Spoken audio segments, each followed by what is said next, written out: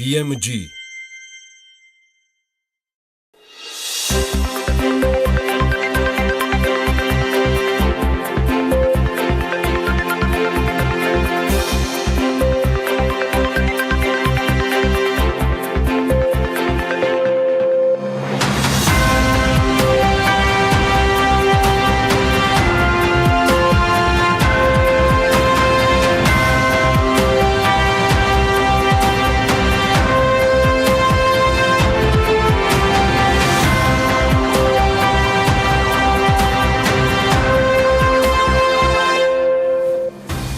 დილა მშვიდობისა, საქმიან კვირას საქმიანი ორშაბათიდან ვიწყებთ. წინასაარჩევნო ბოლო კვირა არის და აბა დავათმოთ ახლა ურთიერთობები, თან აცივდა და მძიმე ამბებიც გველის მთელი ამ კვირის განმავლობაში. მანამდე კი საქმიანი თემები იბიარდმა ბათუმის მერიას 5,9 მილიონი ევროს სესხი გამოუყო. სესხს მუნიციპალიტეტი ორ ტრანშად მიიღებს. 3 მილიონი და 200,000 და შემდგომ 2 მილიონი 300,000 ეს ყველაფერი ადგილობრივი ლოჯისტიკის და ავტობუსების შეძენას მოხმარდება.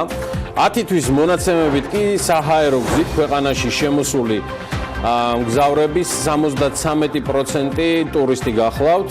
მომდევნო წლიდან თბილისში 10 ლოკაციაზე უკვე სეპარირებული ნაგვის ურნებიც დაიდგმება. ზესტაფონში M-კვადრატი უძრავი ქონების სამშენებლო კოლეჯი, კონსტრუქტორი, მშენებლობის პროცესი მისი, ასე ვთქვათ, უკვე დასკვნით ეტაპზე გახლავთ. ჰაიდელბერგ ცემენტის ქარხნის მოდერნიზაციის პროექტი კი დასასრულს უახლოვდება. საპარტნიორო ფონდის შვილობილი კომპანია რუხის სავაჭრო ცენტრში ინოვაციების ცენტრი გაიხსნა. რაც შეეხება საჯარო რეესტს კი ეროვნული სააგენტოდან იტყობინებიან, რომ ბლოკჩეინის ქსელში 1,9 მილიონზე მეტი ამონაწერია გაგზავნილი. საჯარო რეესტრიდან ნებისმიერ უძრავ ქონებაზე ამონაწერის შესახებ ინფორმაცია ბლოკჩეინ სისტემაში ავტომატურად იგზავნება.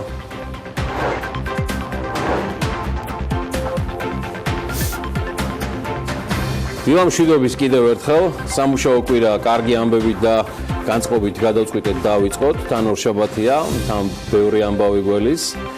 ამ კვირის განმავლობაში წითელი ხაზები ისედაც სრულად მორღვეულია და პირას უმბნობს თავი და ბოლო მე პირადად ვერაფერი გავიგე, თუმცა გასაგებია ყველაფერი, როცა პოლიტიკაა ჩართული. რამდენიმე კვირა ვადევნებდი თვალს მთის ამბების ვებგვერდზე ისტორიას, რომელიც უბრალოდ კეთილი ხალხის მონდომებით და არაჩვეულებრივი საქმის შესაბამისად არაჩვეულებრივი ფინალით დასრულდა. თუმცა რატო დასრულდა? არანაირად. მიხა პაპას წინ გრძელი და ახლა უკვე თბილი ზამთარი ელოდება თან პირველად. მთის ამბების ვებგვერდზე ვენახავთ სრულ ისტორიას და მის განვითარებას ეტაპობრივად, რომლის შემოკლებული ვიდეო ვერსია საქმიან მაყურებელს აუცილებლად უნდა გაუზიაროთ.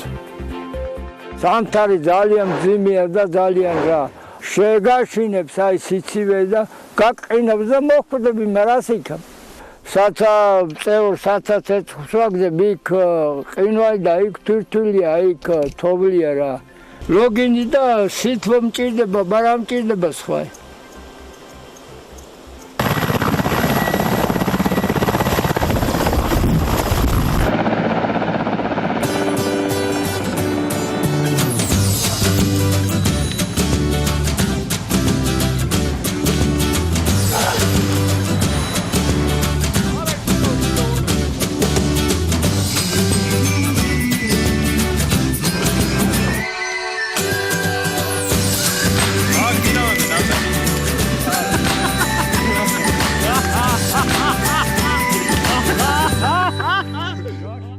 ამდენ ხალხს არ ველოდი, მე იცი რას ვფიქრობდი, ამ მასალას რა მაიღებს აქამდე, როგორ ამოიტანოს, როგორ მოვიტანეთ ეს აქა და რავი, ხალხის ძალა ყველა კეთდების, ყველაფერს აკეთებს.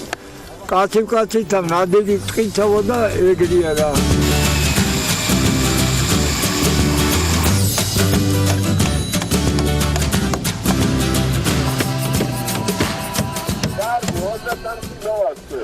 კარგი, აი 23 მექნება და კარსაც გაგიგებს სახლიცაც და ოთახშია შაგიჩობ და კაი შრომლე პალღებია და თან მაგრამ შრომობენ რა.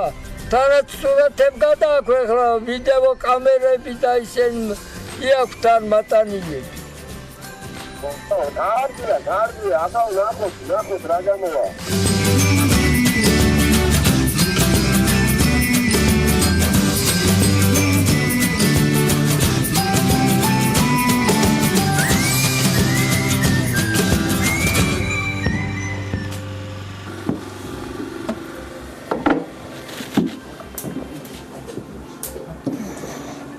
აი ხო იქნა კარგი.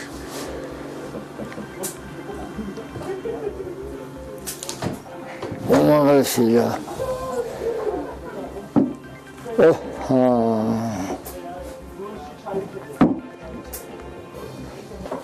კარგი, მშვიდობეთი და ღმერთმა ხელს მხარს აღარჩინეს რა. პატების იმისა ღმერთმა ხსეს პატი. ძალიან კარგია, ძალიან კარგი. დალეჯურო მე თუ შემოთავაზა. დაგაბზალი აქ რა. ჩემს ხარულ სამბავი არა, საზღვარი არა ქვეხლე რა. ვარა კარგია რა. დიდი მადლობა ხალხო, დიდი მადლობა. თქვენ მშობლებსაც მადლობა გადასციდით რა.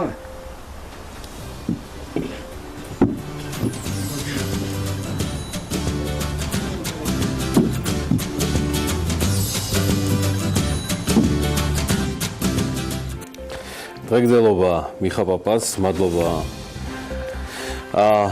ყველას ვინც ჩართული იყო და წარმატებები მათ თითოეულ ადამიანს, ვინც ესეთ კარგ საქმეში ჩაერთო. ამასობაში რეგიონალური განვითარებისა და ინფრასტრუქტურის სამინისტრო ცხოველთა თავშესაფრების მოწყობას იწყებს უკვე მთელი საქართველოს მასშტაბით. კახეთსა სამშხეჟავახეთში თავშესაფრების მშენებლობაზე მუნიციპალური განვითარების ფონდი ტენდერს წლის ბოლომდე გამოაცხადებს. სხვა რეგიონებში კი მომავალ წელს 2019 წელს თავშესაფრის აშენება ყველა რეგიონში იგეგმება. ჩვენ ამ თემაზე ბევრ საუბრობდით და გიბრუნებთ პასუხს. უწყებაში განმარტავენ, რომ მიუსაფარ ცხოველთა სიმრავლის პრობლემა განსაკუთრებით მწვავედ კახეთში დგას, სადაც დიდია დაავადებებისა და ეპიდემიის გავრცელების რისკი და ასევე ხშირია ადამიანების დაკბენის შემთხვევები. საზოგადოებრივი ჯანდაცვის ცენტრი თელავიდან გვატყობინებს, რომ მარტო 2017 წელს ძაღლებმა 321 ადამიანი დაკბინეს და აქედან 224 ბავშვი იყო. კომპანიონ ცხოველთა თავშესაფარი განთავსდება შემოღობილ ტერიტორიაზე და აღიჭურება ადმინისტრაციული და კარანტინის შენობებით, შესაბამისი ვეტკლინიკით, ლაბორატორიით, ვოლიერებითა და ყველა სხვა აუცილებელი ინფრასტრუქტურით. ამ პროექტის ჯამური ღირებულება, როგორც შეგვატყობინეს, 715,000 ლარია, რომელიც სრულად აკმაყოფილებს საერთაშორისო სტანდარტებს.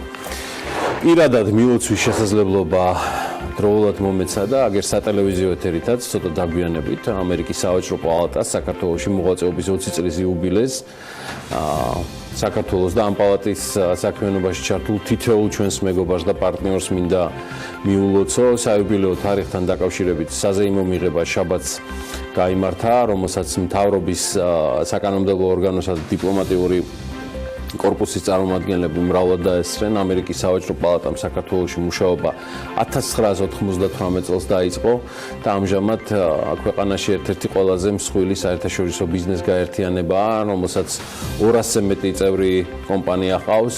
პალატა შეერთებული შტატების საქართველოს ურთიერთობების გამყარებისა და ქვეყნის ბიზნეს გარემოს გაუმჯობესებას ემსახურება. მე ვილოცავ ყველას მესოურს, ვინც ამ კეთილ საქმეში არის ჩართული. პირადად დასწრება ვერ მოახერხე, მაგრამ კიდევ ერთი ჩვენი პარტნიორის, მეგობრებისა და ძალიან კარგი გუნდის ორგანიზებულ ფერმერთა დღეზე, რომელიც ზუგდიდში შედგა.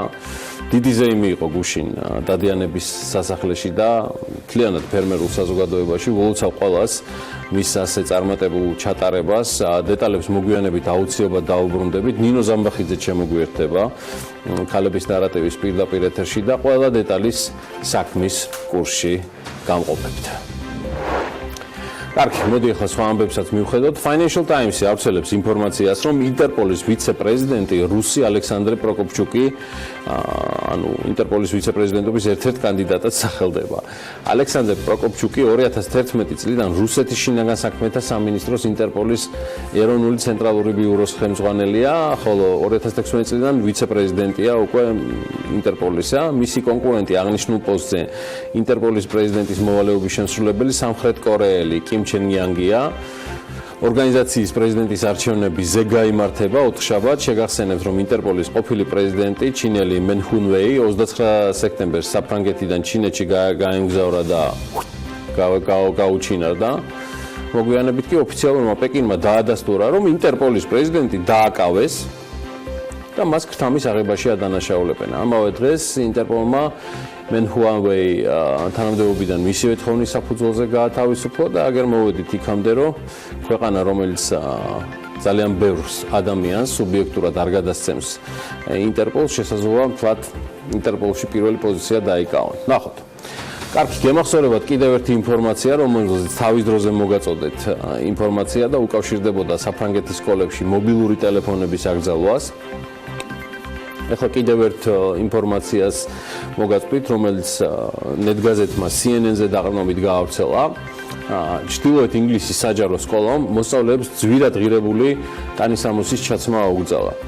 ამ ნაბიჯით, როგორც CNN-ი იუწყება, სკოლა ცდილობს ნაკლებად შესამჩნევი და ნაკლებად ტკივნეული გახადოს უთანასწორობა მდიდარ და ღარიბ მოსწავლეებს შორის. ეს ქალაქ ბირკენჰედის ერთ-ერთი სკოლის დირექტორმა ნოემბრის დასაწყისში მშობლებს აცნობა, რომ აღნიშნული აკრძალვა შედის ძალაში შობის შემდეგ, სკოლა ითვალისწინებს, რომ ზოგიერთი ახალგაზრდა წნეხის ქვეშ აყენებს მშობლებს, რათა ძვირად ღირებული ტანსაცმელი უყიდოს, წერდა ამ სკოლის დირექტორი რებეკა ფილიპსი. საუბარია სხვადასხვა კანადურ ბრენდებზე, ისეთი როგორც არის გუსი ან მონკლერის ქურთუკები, ისინი $1000-ზე მეტ ძვირი ღირს და ეს ძალიან უთანასწორობას იწვევს ჩვენს მოსწავლეებში. ეს ხსნის დირექტორი ამ ამბავს.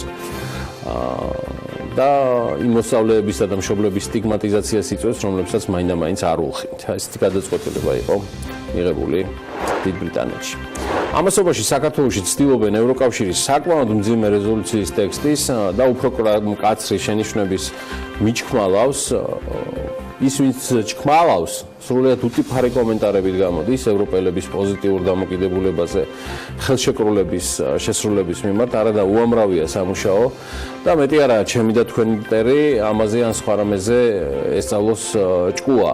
შესაბამისად, ვისაც ეს მოეკითხება, სრულად არეული აქვს ყველას პრიორიტეტებით და გზავნილებით.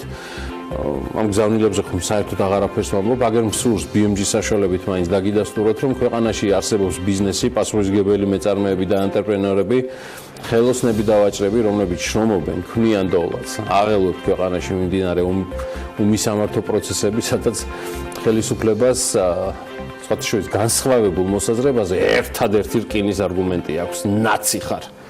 და ამით ცდილობს დაანახოს საზოგადოებას, რომ დასკვნები გამოტანილია და ჭკუა ისწავლეს აბსოლუტური ხელისუფლების პირობებში. სამწუხაროდ რომ არა.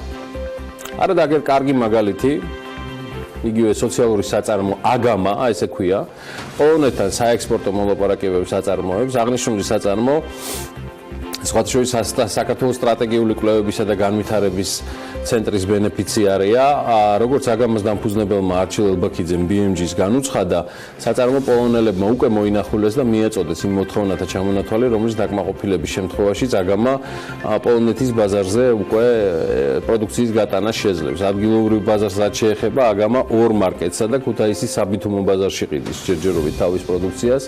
არჩილ ელბაქიძე ამ საწარმოს მესვეური ამბობს, რომ აქტიურად მუშაობს პროდუქციის დიზაინის დახვეწაზე და გაფართოებაზე. აგამას ბრენდის ქვეშ მარწყვის მურაბები, ჯემები და კომპოტები იწარმოება, ისევე როგორც ადგილობრივი წარმოების მწვანილი, რომელიც იმერეთის მხარეში მოჰყავთ. აგამას და სხვა მცირე საწარმოებს ყოველთვის ჰქონდათ აქვთ და მომავალშიც ექნება ჩვენი გვერდში დგომის იმედი. ამისთვის არის შექმნილი BMG და სწორედ ამიტომ ვაუწყებლობ თქვენთვის. ამას წინათ ევროკავშირის მიერ ორგანიზებულ ფორუმზე მომიწია Skills for Jobs საუბარი და ეხლაც გავიმეორებ. ჩვენც ხელოსნები ვართ. უბრალოდ ჩვენი ხელობა ეხლა ყველასი თქვენი საქმიანობის პოპულარიზაცია, რომ ამ ქვეყანაში დავაბრუნოთ უმთავრესი სამეწარმეო სულისკვეთება და სურვილი საქმის კეთებისა. ეს შესაძლებელია და ამას ყველა ერთად გავაკეთებთ. პოზიცია, ოპოზიცია, ბერობა თუ ერი, მხედრობა თუ მთავრობა, მოკლედ ყველა ჩვენ შევბერეთ. ისე ამაზე გამახსენდა თემურ ჭყონია ძალიან აქტიური იყო გასულ კვირაში და კიდევ ერთი საკმაოდ საგულისხმო განცხადება გააკეთა. ეროვნულმა ბანკმა ახლა ინტერვენციები რომ დაიწყოს უარეს დღეში ჩავარდებითო. არ ეყოფა ბანკს რეზერვი ამ ვარდნაზე და საერთოდ ამ პროცესში შეჩერებას ეს ჩარევა არ უშველის. ესეთი განცხადება გააკეთა ჭყონიამ. ამასობაში კი ამის გამოძახილიც იყო და ასეთ პოლიტიკასაც აწვევიან ზოგადად. ეროვნულმა ბანკმა პარასკევს დამატებით 10 მილიონი დოლარი შეისყიდა რეზერვები და კურსიც 1.68-დან დაკორექტირდა. სხვათა შორის უქმეებზე 1.64, 1.65 იყო ჯიხურებში. უკვე 132 მილიონ დოლარზე მეტი შეიძინა ეროვნულმა ბანკმა, რითაც მნიშვნელოვნად გაამყარა ერთ-ერთი ყველაზე სერიოზული მაჩვენებელი, რაც ჩვენს რეზერვებს უკავშირდება. დიახ, ეს გარდა სავალუტო ფონდის მოთხოვნისა, ცალსახად არის კარგი ამბავი, როცა ქვეყანას საკმარისი სავალუტო რეზერვები აქვს. კარგი ამბავია, რომ ჩვენ საქართველოს ეროვნული ბანკის სახით სხვათა შორის გავხდით ფასიანი ქაღალდების კომისიის საერთაშორისო ორგანიზაციის წევრი. ეს ორგანიზაცია ჯერ კიდევ 1993 წელს შეიქმნა ჩრდილოეთ და სამხრეთ ამერიკის 11 მარეგულირებელი ორგანოს მიერ დაარსდა და მისი სათავო ოფისი მადრიდში მდებარეობს. დღესდღეობით ორგანიზაციაში 115 ქვეყანაზე მეტი წარმომადგენლობაა გაერთიანებული და ისინი ჯარში სოფლიო ფასიანი ქაღალდების ბაზრის 95%-ს აფორმირებენ და არეგულირებენ შესაბამისად და ეროვნული ბანკის ფასიანი ქაღალდების კომისიის საერთაშორისო ორგანიზაციის წევრობა კი იგივე კაპიტალის ბაზრის განვითარების კუთხით მნიშვნელოვანი წინგადადგმული ნაბიჯია. გლობალურ სტანდარტებს აწესებს ეს ორგანიზაცია და მის მიერ შემუშავებული ბაზრის რეგულირების პრინციპები მთელ სოფლიოშია აღიარებული. ამასთან ორგანიზაციის წევრები ერთმანეთისთვის საუკეთესო პრაქტიკის გაზიარებითა და თანამშრომლობით უზრუნველყოფენ ფასიანი ქაღალდების მეტგამჭირვალობას, სისტემური რისკების შემცირებას და სექტორის მიმართ ინვესტორთა ნდობის გაღრმავებას. კიდევ ერთი ბანკებზე, რაც ჩვენ საქმიან მაყურებელს ძალიან დააინტერესებს, ეროვნულმა ბანკმა საქართველოში მოქმედი კომერციული ბანკების ფინანსური მაჩვენებლები გამოაქვეყნა. პილარ 3-ის კვარტალური ანგარიშგების მიხედვით 30 სექტემბრის მდგომარეობით მიმდინარე წლის იანვარ-სექტემბერში ყველაზე მაღალი მოქება ჰქონდა TBC ბანკს 262 მილიონი ლარი. ეს მთლიანად საბანკო სექტორის მოგების 44%-ია. TBC ბანკის მოგება გასული წლის ანალოგიურ პერიოდთან შედარებით არის 23%-ით გაზრდილი და მოგების სიდიდით მეორე ადგილზე საქართველოს ბანკია, რომელმაც იანვარ-სექტემბერში 193 მილიონი ლარის მოგება ნახა და ეს მოგება გასული წლის მოგებაზე 36%-ით ნაკლებია. ჯამში TBC ბანკზე და საქართველოს ბანკზე საბანკო სექტორის მოგების ჯამურად 74% მოდის. მესამე ადგილზე Liberty ბანკია 36 მილიონი ლარის მოგებით, ხოლო მეოთხეზე კი VTB ბანკი 28 მილიონი ლარით. ზარალი მხოლოდ Silk Road ბანკმა ნახა 1 მილიონი ლარისა. კარგი. გადავედით კიდევ სხვა ამბებზე. ფარულად ჩატარებული ტესტირების შეფუთული ცემენტის 36 სახეობიდან ევროპული სტანდარტი მხოლოდ ამ 36%-მა დააკმაყოფილა. 2018 წლის იანვარ-ოქტომბრის პერიოდში საჰაერო სივრცის დატვირთვა თითქმის 7%-ით არის გაზრდილი და როგორც გითხარით, იბიარდმა ბათუმის მერიას 5,5 მილიონის სესხი გამოუყო ავტობუსების შესაძენად. და ვიდრე თავბატონებო და ბატონებო, ანა ლაპიაშვილი შემოგვიერთდება თავის საქმიან დილას, არ შეიძლება არ გამოეხმაურო მართველი პარტიის და ოპოზიციის დერბის მორიგ ტურს, რომელიც ტრადიციულად ბანკებს, საფინანსო ორგანიზაციებს და მოსახლეობის ჭარბვალიანებას დაეთმო, რომელიც ხელისუფლებებს ძირითადად წინასაარჩევნოდ ახსენდებოდათ, მაგრამ ეს განსაკუთრებით ბოლო პერიოდში გამძაფრდა. ანტისაბანკო განწყობები აქამდე არ ყოფილა, უკან ჩამოიტოვეს არაპროფილური აქტივების გაჭარბებული მოგებების თუ ქონების დასაკუთრებების თემა. ახლა მიადგნენ თავს, ხალხი ზვალებს და 1000 გვარ ფანტასმაგორიულ ვასოკებს ჰპირდებიან. უსმინე პრეზიდენტ სააკაშვილის გამოსვლასაც მას არაფერი აქვს საერთო რაიმე ტიპის ეკონომიკურ დასაბუთებასთან არანაირი. ეს იყო ცალსახად პოლიტიკური გამოსვლა.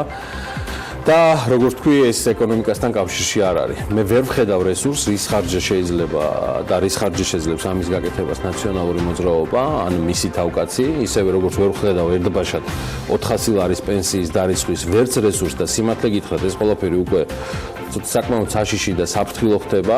დღეს როგორც გუშინ თბილისის მერმა დაანონსა, საქართველოს მთავრობა აპირებს მასშტაბური რეფორმის თუ გადაწყვეტილების დაანონსებას, გაცხადებას. და იმედია ეს ისეთი გადაწყვეტილება არ იქნება მიღებული, რომელიც ყველა გადახდილ სესხს მანანებინებს კომერციულ ბანკებში. ან ჭირსაც წაუღია ჩემი სესხები. იმედია სახელმწიფო ბიუჯეტს, ანუ ჩვენს ყველას თანხებს არ გარევენ ამ თემაში, რომელიც შეიძლება გაუგებრობად ჩამოყალიბდეს, რასაც პოლიტიკური ბატალიების ქვეშ საფინანსო სექტორის მუდმივი ტორტმანი ჰქვია. ეს კარგს არაფერს მოგვიტანს, ეს არაფერს მოუტანს კარგს საბანკო სისტემას, რომელსაც ცალსახად სჭირდება განვითარება და ეს კარგს არაფერს მოუტანს ლარს, რომელიც გამყარების გზაზეა და უმალ მოახდენს რეაგირებას. ის რეაგირებას ნებისმიერ აბსურდზე ახდენს. ხო, სრული ობიექტურობისთვის მსურს აღნიშნო, მე არ ვაფასებ დადებითად მამუკა ბახტაძის საქმიანობას რკინიგზის გენერალური დირექტორის პოზიციაზე, ამაზე ბევრჯერ მისაუბრია, მაგრამ თემა ჭარბვალიანობა, თემა მოსახლეობისთვის ამ ყველაფრის შემსუბუქება ცალსახად ახალგაზრდა პრემიერ-მინისტრის აქტივია, რომელიც მან ჯერ კიდევ ფინანსთა მინისტრობისას განაცხადა და ასეც წარსდგა ფართო საზოგადოების წინაშე. იმედია დღეს განსაკუთრებული ბეჯითი და ფილიგრანული კალკულაციით და მთავარია არგუმენტებით მთავრობა ზომიერ და სამართლიან გადაწყვეტილებას წარმოადგენს. არა გადასახადის გადამხდელთა ხარჯზე. თუმცა ვნახოთ. ანა დილამშვიდობის მივესალმები ანა ლაპიაშვილს, რომელ საათზე ველოდებით საქართველოს მთავრობის პირველი პირის განცხადებას ამ თემაზე. დილამშვიდობის გიორგი, მივესალმებით ჩვენს მაყურებელს. დღეს 14 საათზე, ანუ დღეს 2 საათზე არის ჩანიშნული მთავრობის ხდომა კანცელარიაში ინგოროყვას 7 ნომერში და ვიდრე მინისტრებთან გაიმართება კონსულტაციები, ტრადიციულად ველოდებით პრემიერ-მინისტრის წინა სამთავრობოს ხდომამდელ განცხადებას და სწორედ აქ გაკეთდება განმარტებები. სრულად ვიზიარებათოს, რომლითაც იმედი მაქვს, რომ დღევანდელი განცხადებიდან არ მოусმენ, რომ ჩემი ფულით შეიძლება იყოს გადახდილი ვინმე სესხი. სხვათა შორის ამ თემაზე დღევანდელ განცხადებებამდე ვეცადეთ, რომ მოგვესმინა მთავრობის წევრების პოზიციები, რა გეგმით შეიძლება იყოს ხელისუფლება წარმოდგენილი ამ საკითხთან დაკავშირებით და რა თქმა უნდა კითხვა დაისვა ეკონომიკის მინისტრთან, რომელმაც თქვა, რომ ეს გეგმა ადრეც იყო დაანონსებული, თუმცა დეტალებს დღეს მოусმინოთ გიორგი ქობულიას. ეს არის ყველაზე მთავარი ჩვენი ეკონომიკისთვის, ის არის, რომ ეს ხალხი გამოტიშულები არიან ეკონომიკური საქმიანობიდან, ბევრი მათგან мотиваცია აქვს დაკარგული, რომ იშოვოს და დაიწყოს სამსახური, დაიწყოს მუშაობა, იმიტომ რომ მათ ნაწილი მათი ხელფასი შეიძლება ჩამოეწეროს, ამიტომ მათ мотиваცია აქვს დაკარგული, ისინი პრაქტიკულად ჩვენ დაკარგულები გვყავს. ეს ხალხი ჩვენ უნდა მათი რეაბილიტაცია საჭირო, ჩვენ უნდა ისინი ჩავთოთ ისევ ეკონომიკაში, ამიტომ ამასთან დაკავშირებით დიდი ხანია სერიოზული მსჯელობა და მომზადება მიდის. მოკლედ ველოდებით განცხადებას. და იქამდე სხვა ბიზნეს სიახლეები, ჰაიდელბერგ ცემენტის ქარხნის მოდერნიზაციის პროექტი დასასრულს უახლოვდება. პრემიერმა კომპანიის ხელმძღვანელობასთან ერთად ქარხნის მართვის ცენტრი დაათვალიერა და ახალი საწარმოო ხაზის მშენებლობის პროცესითაც დაინტერესდა. ორგანიზაციის მენეჯმენტის ინფორმაციით, ქარხნის მოდერნიზაციის პროექტი უახლესი ტექნოლოგიებით კლინიკების წარმოების მშრალი ხაზის მშენებლობას გულისხმობს, რაც მნიშვნელოვნად საწარმოო ხარჯებს შეამცირებს და გაზრდის ენერგოეფექტურობას. ამასთან პროექტი ევროპული სტანდარტის ფილტრების და ემისიების მუდმივი მონიტორინგის აპარატურის დამონტაჟებასაც ითვალისწინებს, რომლის მეშვეობითაც მტვრისა და გამონაბოლ ქვის რაოდენობა გაკონტროლდება. კასპის ჰაიდელბერგ ცემენტის ქარხნის მოდერნიზაციის პროექტი, რომლის საინვესტიციო ღირებულებაც 100 მილიონი დოლარია, 2019 წლის გაზაფხულზე დასრულდება. და ისევ ცემენტის თემა, ოღონდ ცოტა სხვა მიმართულებით, 2017 წლიდან საქართველოს ცემენტის ასოციაციის ინიციატივით საქართველოს ცემენტის ღია ბაზარზე ხელმისაწვდომი შეფუთული ცემენტის 5 ფარული ტესტირებაა ჩატარებული. ბოლო ფარული ტესტირების შედეგების მიხედვით შეფუთული ცემენტის 36 სახეობიდან მხოლოდ 13 პროდუქტმა, ანუ 36%-მა დააკმაყოფილა ევროპული სტანდარტი. აქედან 4 საქართველოს ცემენტის ასოციაციის წევრთა პროდუქცია, 3 იმპორტირებული პროდუქტია. დანარჩენი 6 კი სხვადასხვა ადგილობრივი. 2 წარმოებლის ასოციაციაში განმარტავენ, რომ შეფუთვაზე მითითებული სტანდარტის მოთხოვნა 7 იმპორტირებული ნიმუშიდან მხოლოდ 3 დააკმაყოფილა. საქართველოს ეკონომიკისა და მდგრადი განვითარების სამინისტროს შეფასე საქარო ნავიგაციის ინფორმაციით კი 2018 წლის იანვარ-ოქტომბრის პერიოდში საქართველოს საჰაერო სივრცის დატვირთვა 6.8%-ით გაიზარდა. მათივე ინფორმაციით 2018 წლის იანვარ-ოქტომბრის განმავლობაში საქართველოს საჰაერო სივრცეში 127.271 ინსტრუმენტული ფრენა შესრულდა და ეს მაჩვენებელი არის 6.8%-ით მეტი წინა წლის ამავე პერიოდის მაჩვენებელზე. საქარო ნავიგაციის ინფორმაციით აგრეთვე იანვარ-ოქტომბრის პერიოდში მიმდინარე წელს შესრულებული გადაფრენების რიცხვი 87,301-ია, რაც 2017 წელს თუ შევადარებთ 2,1%-ით მეტია. წინა წელს ფრენების რაოდენობა 1821 იყო. 2018 წლის 10 თვეში წინა წლის ამავე პერიოდთან შედარებით შიდა ფრენებზე მოთხოვნა შემცირებულია.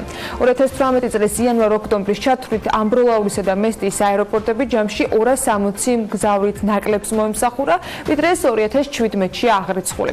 2018 წელს ჯამში 7601 მგზავრით იყო დაფიქსირებული, აქედან მესტიის მიმართულებით 6173, ამბროლაურის მიმართულებით 1428, 2017 ჯამური მონაცემი კი 7861 იყო. მესტიის შემთხვევაში 6369 და ამბროლაურის მიმართულებით გასულ წელს 1492 მგზავრი ფიქსირდებოდა.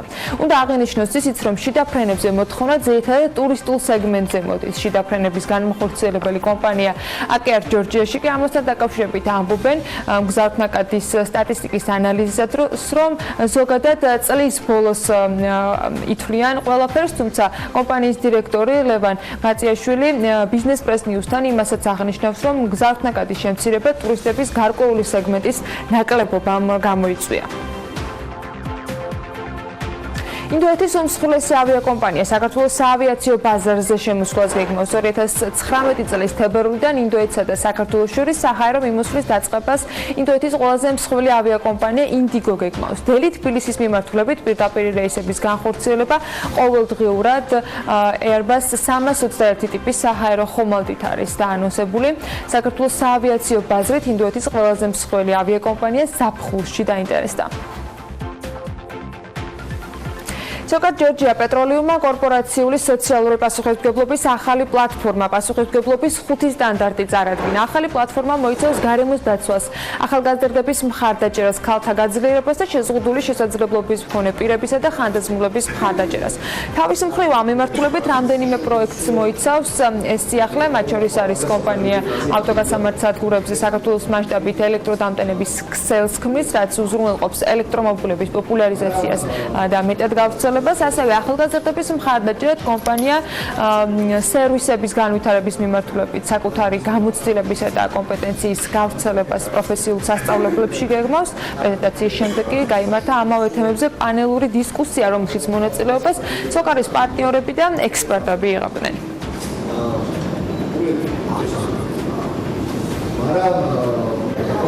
ეს ქონდა პრეზენტაცია დისკუსიის ნაჯვარი, ასე ვთქვათ, სოკარის კორპორაციის სოციალური პასუხისმგებლობის 5 სტანდარტის შესახებ. გავაცანით სტეიქჰოლდერებს ეს 5 სტანდარტი, ჯერ შემდეგ პარტნიორებთან ერთად, იმ პარტნიორებთან ერთად, რომლებიც თან ერთადაც ამ 5 მიმართულებას, ასე ვთქვათ, ხარს უჭერთ და ჩვენ წვრილი შეგვაქვს, იმათ ერთად ქონდა პანელი დისკუსია. ეს პრეზენტაცია მას გულისხმობს, რომ ეს არის ჩვენი 5 სტანდარტი და ამას ყოველ წელს ჩვენ ამ 5 მიმართულებით გავაკეთებთ ამ აქტივობებს, საქმიანობას, ხარს დაუჭერთ ასე ვთქვათ ამ მიმართულებას და შემდეგ ყოველი წლის ბოლოს ანგარის ჩავაბარებთ სტეიქჰოლდერებს თუ როგორ ვიმუშავებთ და როგორ გავაგრძელებთ შემდეგ მუშაობას. ბათუმში რიგით მეორე საერთაშორისო სატრანსპორტო ფორუმი მდგრადობა მობილობა ადამიანი გაიმართა, რომელზეც მოხსენებით ადგილობრივი სატრანსპორტო დარგის ექსპერტები და ცნობილი სპეციალისტები ცენტრალური და აღმოსავლეთ ევროპიდან იყვნენ წარდგენილები. ფორუმი როგორც საჯარო, ასევე კერძო და სამოქალაქო სექტორის წარმომადგენლებს, პარტნიორ ქალაქებსა და ორგანიზაციებს აერთიანებდა. იბერდმა ისევ ბათუმის შესახებ უნდა გითხრათ. იბერდმა მერიას 5,5 მილიონი ევრო სესხი გამოუყო. სესხს კი მუნიციპალიტეტი 2 ტრანშად მიიღებს, 3,200,000 ევრო და 2,300,000 ევრო. თანხა ბათუმის მუნიციპალიტეტის ტრანსპორტის განახლებისთვის იქნება დახარჯული.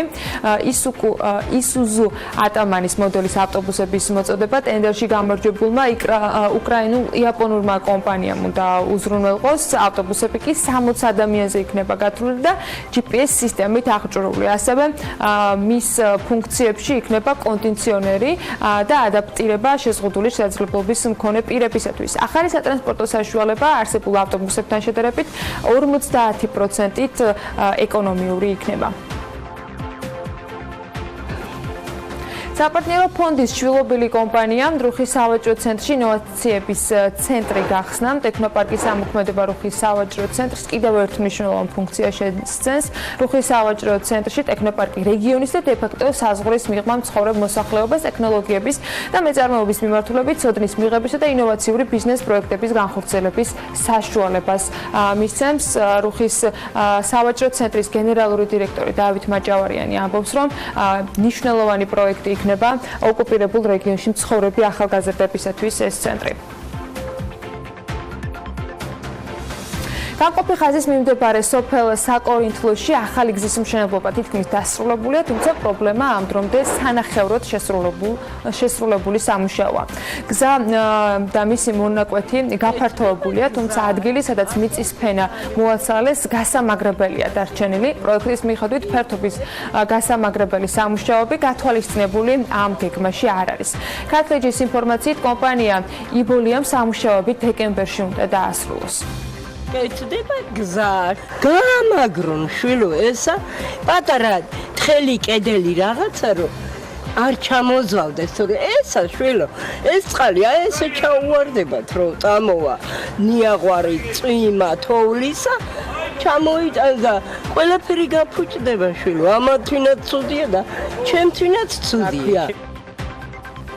რუსთავი ინფოს ინფორმაციით სპორტული კომპლექსი სარაგბო სტადიონის მიმდებარედ აღმაშენებლის გამზირზე აშენდება. პროექტით გათვალისწინებულია შეზღუდული შესაძლებლობის მქონე პირებისათვის შენობის ადაპტაციის ღონისძიებები, ასევე საერთაშორისო ფედერაციების სტანდარტები დარბაზში მაყურებელთა დასაჯდომი ტრიბუნისათვის და ასე შემდეგ.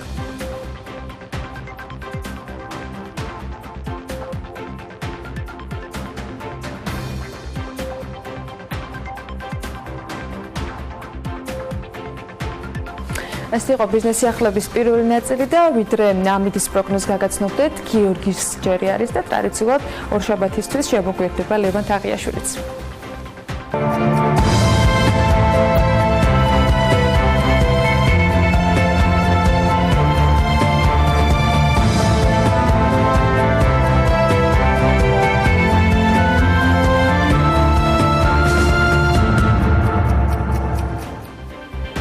საქმიანი დილაში ლევან თაღიაშვილს უთმობთ დროს, იგი საქართველოს საფონდო ბირჟის მიმოხილვას წარმოგვიდგენს ტრადიციულად, რაც მისგან მაქვს ინფორმაცია, შედარებით მსხვილ გარიგებას ჰქონდა ადგილი, რომელზეც თავად ავტორი გვეტყვის რა, როგორ ხდებოდა, როგორ იმეჭეს ასევე ქართულმა კომპანიებმა ლონდონის საფონდო ბირჟაზე. დილამშვიდობის ლევან.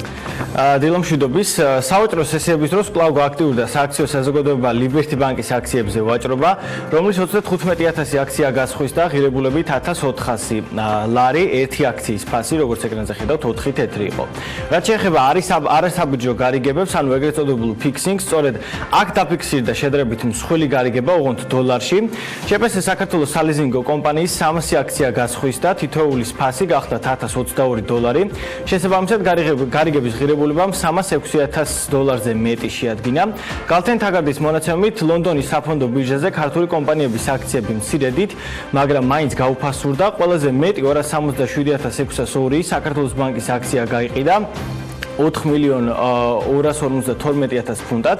შემდეგ მოდის TBC ბანკი, TBC ბანკის 110000 აქცია 1.793.000 და ჯორჯია კაპიტალის 106000 აქცია, ასევე საქართველოს ჯანდაცვის ჯგუფის 60000-მდე ფასიანი ქაღალდი გასხვისდა.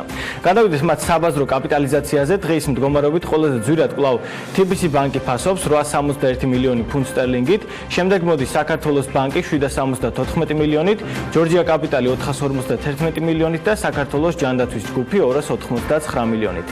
აღსანიშნავია, რომ TBC-სა და საქართველოს ბანკების აქციების ფასები თითქმის გაუთანაბრდა ერთმანეთს და 15 პუნქტზე ოდნავ მეტი ღირს. დაუბრუნდეთ საქართველოში, სამმა კომპანიამ გამოაცხადა, რომ მართავენ აქციონერთა კრებას, სადაც განიხილება მნიშვნელოვანი საკითხები. ეს კომპანიებია სააქციო საზოგადოება ბამბის ნართი, სარაჯიშვილი და სააქციო საზოგადოება ნინო. რაც შეეხება ბირჟის ინდექს JSX, ის კვლავ 140 პუნქტს შეადგენს, რამე სერიოზული ცვლილება მას ბოლო პერიოდში, როგორც ხედავთ, არ განუცდია. საქართველოს საფონდო ბირჟის საბაზრო კაპიტალიზაცია კი კვლავინდებურად 1.794 მილიარდი ლარია.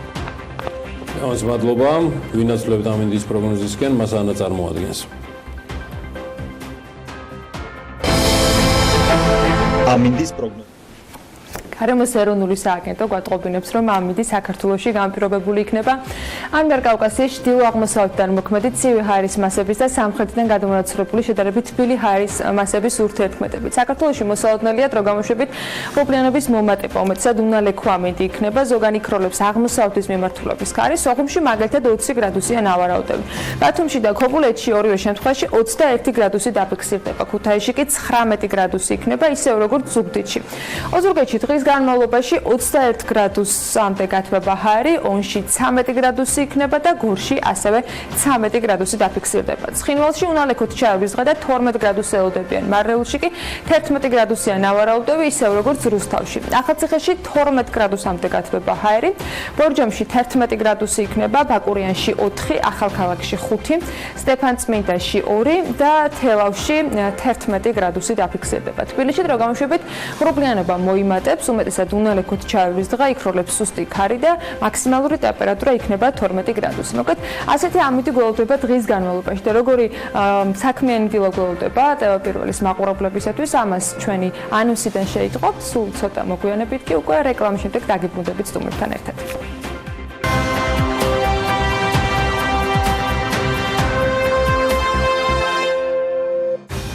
19 ნოემბერს დილას საქმიანად იწყებენ დავით გვეტაძე, ლაშა გზირიშვილი, სალომე მოისტრაფიშვილი, შალვა ალავერდაშვილი,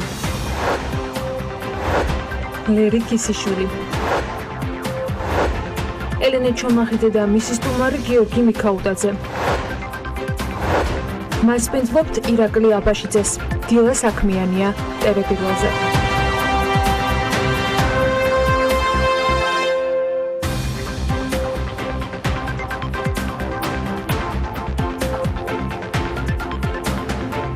ფინანსური განათლება საქართველოსთვის მნიშვნელოვანი გამოწვევა. ამ გამოწვევის საპასუხონაბიჯოდ ეროვნულმა ბანკმა ეს წელი ფინანსური განათლების წლად გამოაცხადა. სწორედ ამის ფარგლებში ეროვნული ბანკის, გერმანული შემნახველი ბანკების ფონდის და კინგსის საქართველოს ერთობლივი პროექტით კინგსის მათემატიკის სასკოლო ოლიმპიადაში ფინანსური განათლების კომპონენტი ჩართეს.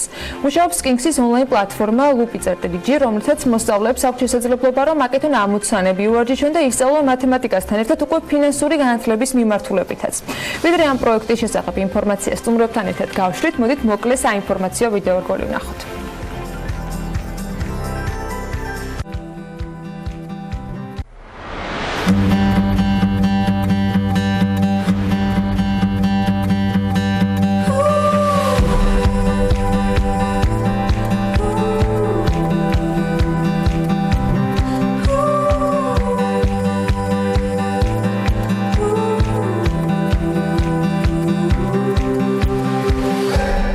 ახალგაზრდა თაობის ფინანსური განათლება საქართველოსთვის ერთ-ერთ გამოწვევას წარმოადგენს და შესაბამისად ერთ-ერთი სტრატეგიული მიმართულება საქართველოს ეროვნული ბანკისთვის. როგორც საერთაშორისო გამოცდილება აჩვენებს, ფინანსური განათლების სწავლება ადრეული ასაკიდანვე უნდა დაიწყოს, სწორედ ამიტომ ჩვენ ვცდილობთ, რომ ახალგაზრდებისთვის, ბავშვებისთვის შევქმნათ რაც შეიძლება ბევრი საინტერესო და ხელმისაწვდომი რესურსი. როგორც იცით, 2018 წელი საქართველოს ეროვნულმა ბანკმა გამოაცხადა ფინანსური განათლების წლად და აი ამ წლის ფარგლებში ჩვენს პარტნიორებთან ერთად კონკრეტულად კომპანია კინგსთან და გერმანული შემნახველი ბანკების ფონდთან ერთად განვახორციელებთ პროექტი, რომელიც გულისხმობს ფინანსური განათლების თემების ინტეგრირებას კინგსის სასწავლო ოლიმპიადაში. პროექტის ფარგლებში გარდა ოლიმპიადისა შემუშავდა შესაბამისი საგანმანათლებლო რესურსი, რომელიც ატვირთული იქნება კინგსის პორტალზე. ბავშვებს ექნებათ საშუალება, რომ გაეცნონ აი ამ საგანმანათლებლო რესურსს და აიმაღლონ ცოდნა ფინანსური განათლების მიმართულებით.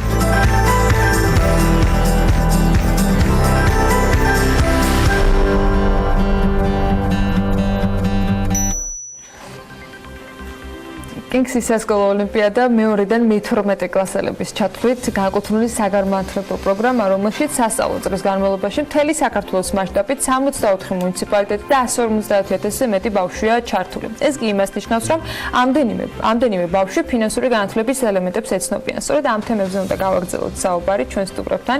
დავით გვეტაძე, კინგსის პროექტების მენეჯერი, ლაშა გზირიშვილი, რომელსაც თქვენ უსმენთ კიდეც ამ ვიდეო რგოლში, ეროვნული ბანკის მომხმარებელთა უფლებების დაცვის და ფინანსური განათლების დეპარტამენტის და რა თქმა უნდა სალომე მოისტრაფიშვილი, გერმანული შემნახველი ბანკების ფონდის ადგილობრივი წარმომადგენელი. მოგესალმებით. მადლობა რომ ხართ ჩვენთან ერთად. დავიწყოთ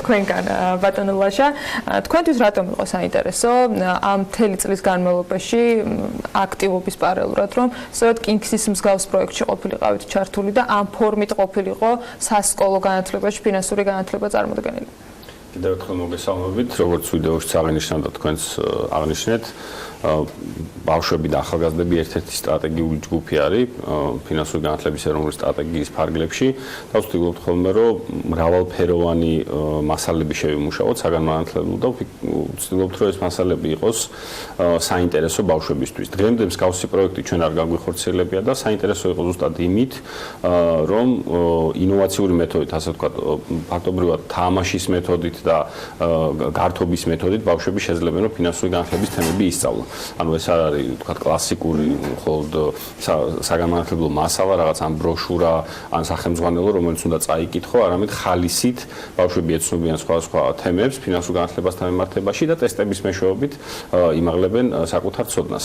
გარდა ამისა კინგსი ერთ-ერთი საკმაოდ პოპულარული ორგანიზაცია არის საქართველოში მასშტაბით საკმაოდ დიდია და ზუსტად ინტერესის სფერო ეს იყო ეროვნული ბანკის რომ ჩვენ შევძელით და შევძლებთ დარწმუნებული ვარ ძალიან ბევრ ახალგაზრდასთან მივიდეთ და ასე ვთქვათ არეალი გავაფართოვოთ იმ ახალგაზრდების რომლებიც ფინანსური განათლების თემებით დაინტერესდებიან და ისწავლენ. 64 მუნიციპალიტეტი და ჯამში 150,000-ზე მეტი. ეს არის დედაქალაქი და რეგიონები თუ აი როგორ არის დაახლოებით გადანაწილება?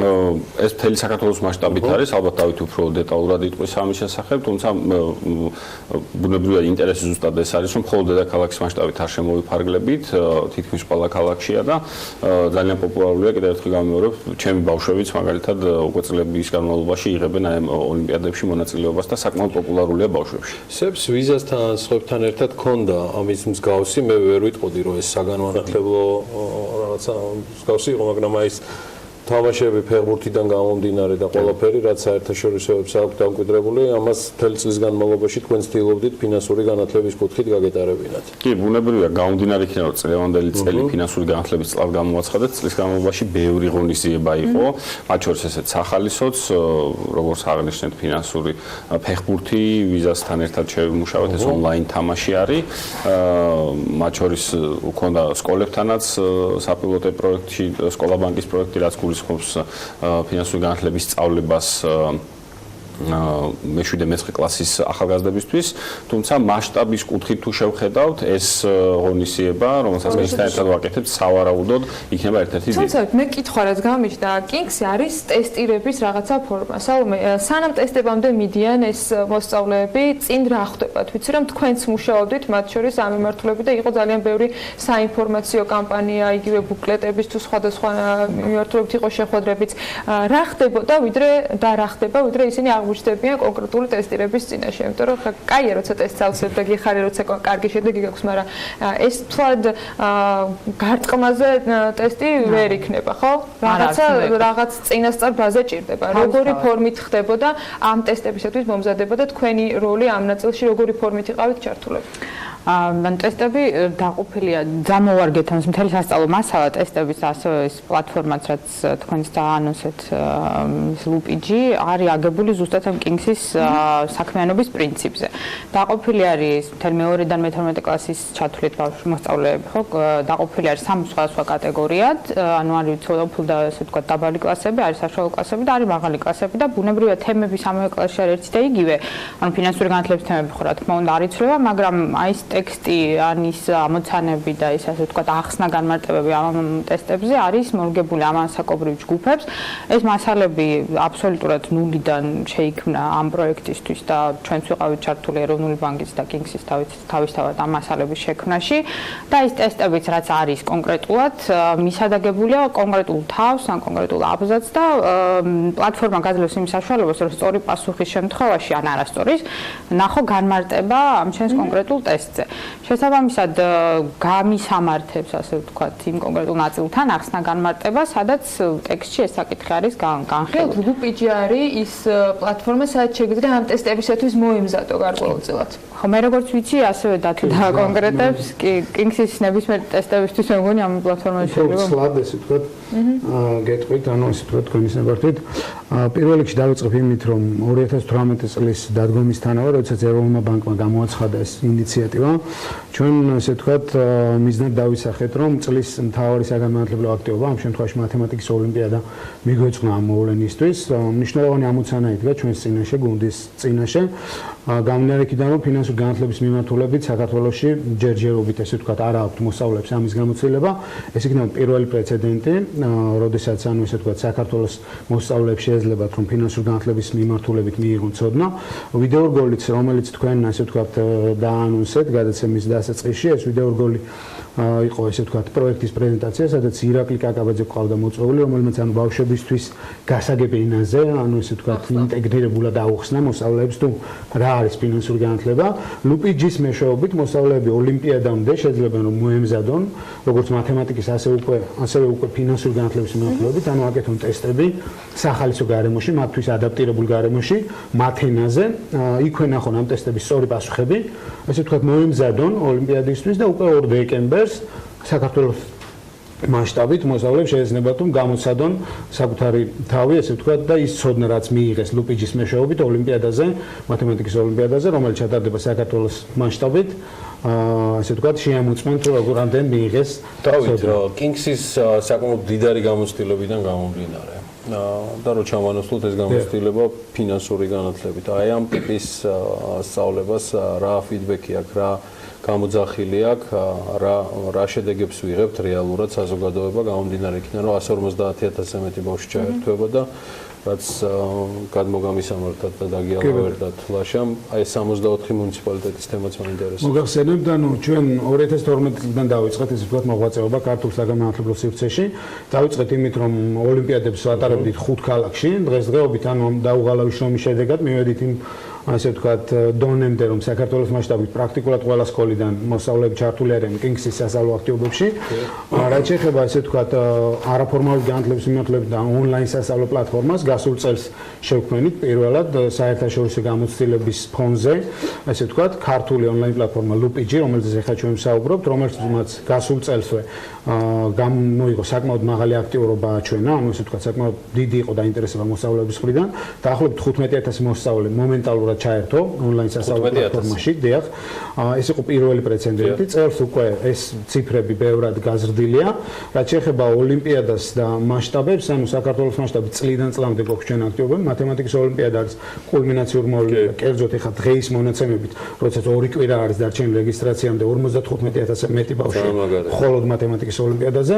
ინგლისურის და ქართულის ინგლისური ენის ოლიმპიადა უკვე გქონდა, ქართული ენის ოლიმპიადა მიმდინარეა და ახლა ფინალისტვის ემზადებიან უკვე კინგსელები ქართულ ენაში, მაგრამ მათემატიკა გამომდინარე იქიდან, რომ უფრო ახლოს დგას ფინანსურ განათლებასთან და თან მით უმეტეს არის დამაგვირგვინებელი მოვლენა, ესე ვთქვათ, ამ სასწავლო აქტივობებისა, შევჯერდით მათემატიკაზე ამ პირველი, ესე ვთქვათ, დასაწყისისთვის ფინანსური განათლების კუთხით. რას გეგმავს თქვენი ფონდი, სალომე, კიდევ ფინანსური განათლების მხარდაჭერის კუთხით, გამომდინარე იქიდან, რომ ეს მთავარი პრიორიტეტია ერთ-ერთი თქვენთვის და ამას განსაკუთრებული რაღაცა წლის გამოცხადება, ისევე როგორც დარწმუნებული ვარ, სებიც გაისადაც გააგრძელებს საკმაოდ აქტიურად ამას ყველაფერს. და ბოდიში გიორგი, მე მინდა რომ ანუ თითქმის დასრულდა 2018 თვენახევარი დარჩა ამ წლის შედეგებიც რომ გითხრათ, როცა ესეთი აქტიურად და გაცხადებულად იყო ფინანსური განათლება ეროვნული ბანკის მხარდაჭერით საქართველოში წელს წინ წამოწევი. ან თვითონ ქვეყნის მასშტაბით ახლა ფინანსური განათლებით რაც გაკეთა ეროვნულმა ბანკმა დაასახელა შამ რამდენიმე პროექტი ეს უფრო მათთან ჯამდება ჩვენ შეგვიძლია ვისაუბროთ ან ჩვენმა ორგანიზაცია ან ჩვენი ორგანიზაციის მასშტაბით ან რაღაც პროექტებში ჩვენ არ ვართ ჩართული რაღაცებში ვართ ხო ჩართული თვითონ მასალების შექმნა იყო ასე ვთქვათ წელს ჩვენი მხრიდან ძალიან დიდი ყურადღება დაუთმეთ ამას. სხვაგვარად მინდა აღვნიშნო რომ სხვა საგნებისგან და ოლიმპიადისგან განსხვავებით მათ შორისაც დათომ 3 საგანი დაასახელა, სადაც კიქსის ოლიმპიადა ტარდება, ხო, ეს არის ქართული, ინგლისური და მათემატიკა. ამ ყველა სამივე საგანს ბავშვი სკოლაში სწავლობს და რაღაც სხვა განსაკუთრებული მასალა არ სჭირდება და არა აქვს. მათ შორისაც ფინანსური განათლება როგორც ცალკე საგანი არ გვაქვს და კი ბატონო რაღაცა დოზით შემოდის უკვე თანდათან ეროვნულ სასწავლო გეგმაში, მაგრამ ცალკე ასე ვთქვათ სახელმძღვანელო არ არსებობს და ის მასალა რაც ეხლა ლუპიჯიზეა განთავსებული ფაქტობრივად უნიკალურია. კი არ არის ასეთი დიდი მოცულობის რომ სახელმძღვანელო უწოდოთ და სქელი სულ რაღაც თემებზეა, რაღაც თემების გარშემოა, მაგრამ მაინც უნიკალური მასალა ამ წუთისთვის და დამატებით რაც ვაპირებთ კი წლის ბოლომდე რომ გავაკეთოთ ზუსტად აი სკოლისთვის უფრო მე-7 კლასი და ზემოთ მასალები უკვე ითარგმნა გერმანიის სკოლებში რაც ისწავლება ფინანსური განათლებით უკვე ვთარგმნეთ ამის რედაქტირება მიდის და საკმაოდ მოცულობითია 6 წიგნია და ამ წიგნების ასე ვთქვათ ვაპირებთ რომ გამოსაყენებლად მივცეთ განათლების სამინისტროს და ეროვნულ ბანკს და ეს შეიძლება ანუ არააუცილებლად სავალდებულო სახელმძღვანელო იყოს, მაგრამ დამატებით სახელმძღვანელო იქნება. ასე რჩება რა თქმა უნდა ბორდ გეიმები, სამაგიდე თამაშები, მეწარმეობის განათლება, ჩვეულებრივი ფინანსური განათლება, დაზოგვის აქტივობები და ასე შემდეგ, რაც სტანდარტულად ვაკეთებთ. ბაშა, წლის შეჯამება და შეიძლება თუ არა რაღაცა გეგმებზე საუბარი 2019-ისთვის.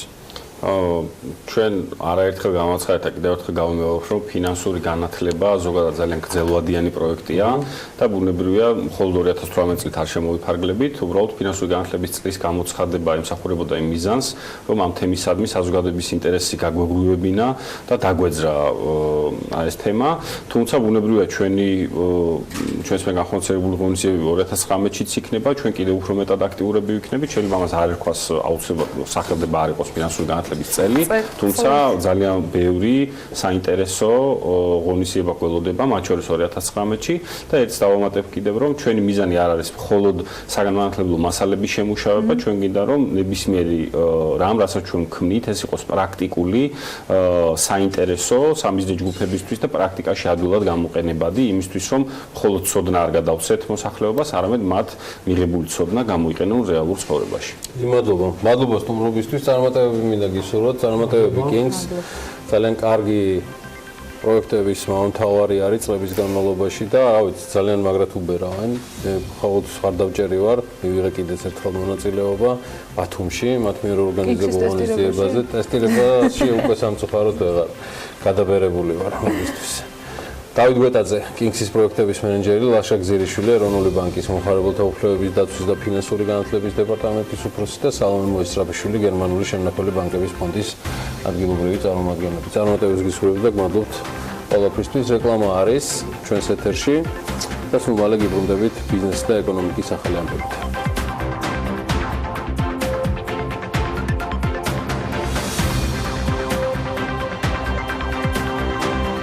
თბილისის ბიუჯეტი 2019 წელს 10 მილიონი ლარით იზრდება. მომდევნო წლიდან დედაქალაქში 10 ლოკაციაზე სეპარირებული ნაგვის ურნები უნდა გამოჩნდეს.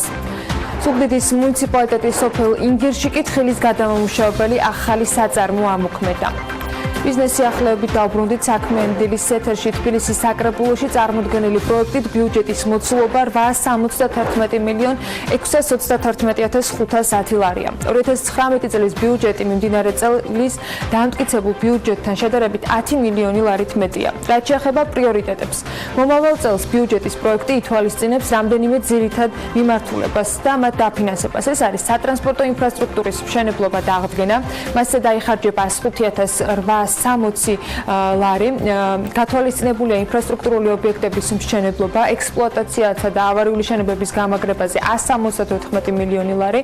ამასთან თბილისში განხორციელდება მოცულობით ინფრასტრუქტურული პროექტები, რომელშიც იგულისხმება კახეთის გზატკეცილზე აეროპორტის კვანძიდან ლოჭინის ხიდამდე გზის რეკონსტრუქცია, საერთაშვილის გამზირზე არსებული ხიდის რეკონსტრუქცია, უნივერსიტეტის ქუჩის და წყნეთის გზატკეცილის დამაკავშირებელი ხიდის მშენებლობა და ათამდე ხიდის და სხვა ნაგებობის მშენებლობა, რეაბილიტაცია. პრიორიტეტულ ნუსხაში არის ეკოლოგიური მდგომარეობის შენარჩუნება და გაუმჯობესება, რისთვისაც 2019 წლის ბიუჯეტში 93 მილიონი ლარი გაიწერა. შენარჩუნებულია ჯანმრთელობის დაცვის და სოციალური უზრუნველყოფის ყველა პრიორიტეტული პროგრამა. ასევე განათლების დაფინანსებას მომავალ წელს მოხმარდება 159 მილიონი ლარი, რომლითაც საბავშვო ბაღების დაფინანსება 36 მილიონით გაიზრდება, ასევე 10 საბავშვო ბაღი უნდა შეემატოს დედაქალაქს. 2019 წლის თებერვლიდან ნარჩენების დახარისხება სავალდებულო იქნება. ნარჩენების მართვის კოდექსის თანახმად ქვეყნის ყველა მუნიციპალიტეტმა უნდა უზრუნველყოს შესაბამისი სისტემის შექმნა, დანერგვა და ფუნქციონირება. დედაქალაქის მერიაში ამ თემაზე აცხადებენ, რომ ამ მიმართულებით გარკვეულ ნაბიჯებს უკვე დგამენ. შედეგად, საპილოტო პროექტით მომდევნო წლიდან თბილისში 10 ლოკაციაზე სეპარირებული ნაგვის ურნები დაიდგმება. პროექტი კავკასიის გარემოს დაცვითი ორგანიზაციების ქსელთან თანამშრომლობით ხორციელდება. მერის გარემოს დაცვის საქალაქო სამსახურის უფროსი გივი გიგაშვილი ამბობს, რომ მათი სურვილია დედაქალაქის ყველა რაიონი მოიცვან, თუმცა პირველ ეტაპზე ურნები შედარებით დატვირთულ ადგილებში დამონტაჟდება, მაგალითად რუსთაველის გამზირზე, კოსტავაზე, პეკინზე და ასე შემდეგ. დედაქალაქის მერიაში იმასაც ამბობენ, რომ ნარჩენების მართვის სეპარირებული სისტემის დანერგვა მომდევნო რამდენიმე წელში ეტაპობრივად მოხდება. ხარჯები კი იმაზე იქნება დამოკიდებული, როგორც სისტემას აერჩევს მუნიციპალიტეტი, ნარჩენებს პირადად მართავს თუ კერძო კომპანიას გადასცემს ამ უფლებამოსილებას. სურვილი დედაქალაქის მერის არის, რომ რაც შეიძლება ისე სწრაფად განხორციელდეს, თუმცა დააღვნიშნა, რომ მათ შორის წამყვანი ევროპულ ქალაქებს ძალიან დიდი დრო დასჭირდათ იმისთვის, რომ 70%-იან სეპარირებისთვის მიეხტიათ დიდ ქალაქებში და ეს საკმაოდ დიდ ფინანსურ დანახარჯებთან არის დაკავშირებული და ამასთან ერთად ზოგადად საზოგადოების ცნობიერებასთან ნარჩენების მართვის კუთხით. ზუგდიდის მუნიციპალიტეტი სოფელ ინგირში თხილის გადამამუშავებელი საწარმო ამოქმედა. სახელმწიფოს ფინანსური მხარდაჭერით თანამედროვე სტანდარტებით აღჭურვილი საწარმო ჯევნაცი ერთიანი აგროპროექტის ფარგლებშია შექმნილი. საწარმოში ჯამურად 1.558.000 ლარამდე ინვესტიცია განხორციელდა, საიდანაც 600.000 ლარი გრანტია, ხოლო 779.000 ლარი შეღავათიანი აგროკრედიტი. საწარმოში წელიწადში 7.000-10.000 ტონა ან მეტი თხილისგან სხვადასხვა სახის პროდუქცია უნდა აწარმოონ. პროდუქცია მთლიანად ექსპორტისათვის არის განკუთვნილი. გადამამუშავებელ საწარმოში 100-მდე ადამიანია დასაქმებული. ზესტაფონში კვადრატი უძრავი ქონების სამშენებლო კოლეჯი კონსტრუქტორის მშენებლობის პროცესის დასკვნით ეტაპზეა. პროექტის იდეა სამშენებლო სფეროს პროფესიონალი კადრებით შევსების და დასაქმების ხელშეწყობას უკავშირდება. კონსტრუქტორი საქართველოს განათლების, მეცნიერების, კულტურისა და სპორტის სამინისტროს, ასევე დეველოპერულ კომპანია კვადრატი უძრავი ქონების საერთო პროექტი გახლავთ, რომელიც სრული საინვესტიციო ღირებულებად 3 მილიონი ლარია. 11 მოკლევადიანი პროფესიული პროგრამით კოლეჯი 600-მდე სერტიფიცირებულ სპეციალისტს, ხოლო სახელმწიფო პროგრამით კი დიპლომირებულ შრომის უსაფრთხოებისა და გარემოს დაცვითი ტექნოლოგიების სპეციალისტებს მოამზადებს ყოველწლიურად. ამ პროექტის ფარგლებში კოლეჯი 50-მდე აკადემიურ და 30-მდე ადმინისტრაციულ კადრს დაასაქმებს. ეს კოლეჯი დასრულდება დაახლოებით 10 დღეში და გაიხსნება. ჩვენი მიზანი ამ კოლეჯის მშენებლობაში იყო ის, რომ მოგვემზადებინა კვალიფიციური, სერტიფიცირებული მუშახელი, რომლებსაც შემდგომში დავასაქმებთ ჩვენსავე ობიექტებზე. თუმცა რა თქმა უნდა, ჩვენ არ ვზღუდავთ კურსდამთავრებულებს სამუშაო ადგილის პოვნის კუთხით, მათ შეუძლიათ სხვა კომპანიებშიც იმუშაონ, თუმცა ჩვენი მოთხოვნა ამ კვადრატის იმდან დიდია, რომ ჩვენ ვფიქრობთ, რომ ეს ხალხი, ვინც დაამთავრებს ამ კოლეჯს, ჩვენთან იმუშავებს. აზია-წყნარი ოკეანის ეკონომიკური თანამშრომლობის სამიტი, რომელიც პაპუა ახალ გვინეაში იმართებოდა, დეკლარაციის მიღების გარეშე დასრულდა. ასეთი რომ ბოლო 25 წლის განმავლობაში არ მომხდარა. როიტერის ინფორმაციით, ჩინეთის კომერციის სამინისტროს საერთაშორისო დეპარტამენტის ხელმძღვანელის თქმით, შემაჯამებელი კომუნიკეს ნაცვლად ყველა მონაწილე ქვეყნის ერთობლივი განცხადების მასპინძელი ქვეყანა გამოაქვეყნებს. პაპუა ახალი გვინეის საგარეო საქმეთა მინისტრის თქმით, ამ გაერთიანების წევრების შეთანხმებას შტატები ჩინეთის სავაჭრო ომის გამო ვერ მიაღწიეს. ერაყი ირანის საზღვრის გასწვრივ თავისუფალ ეკონომიკურ ზონას შექმნის. ამის შესახებ ერაყის პრეზიდენტმა ირანელ კოლეგასთან შეხვედრის შემდეგ თქვა.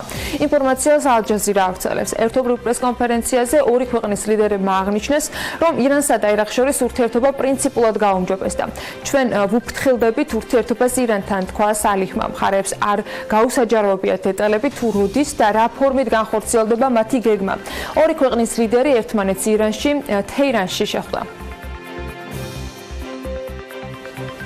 თუ მეგობრებს მანძილი აშორებთ და მათ კონკრეტული ვიდეოს ყურება ერთად სურთ, მაშინ Facebook Messenger-ი ამ შესაძლებლობას სავარაუდოდ ძალიან მალე მისცემთ. ჯგუფების შემდეგ სოციალური ქსელი Watch Party-ს უკვე Messenger-ისთვისაც ტესტავს. ამის შესახებ The Verge წერს, ტესტირების შესახებ გამოცემასთან კომენტარი Facebook-მა თავადაც გააკეთა და განმარტეს, რომ ამ ეტაპზე სერვისის შიდა ტესტირება მიმდინარეობს. სერვისი კი მომხმარებელს საშუალებას აძლევს ვიდეოებს ერთად უყურონ. სტრიმი სინქრონული იქნება, რაც მათ დაკომენტარებისა და ვიდეოს გადახვევის შესაძლებლობასაც მისცემს.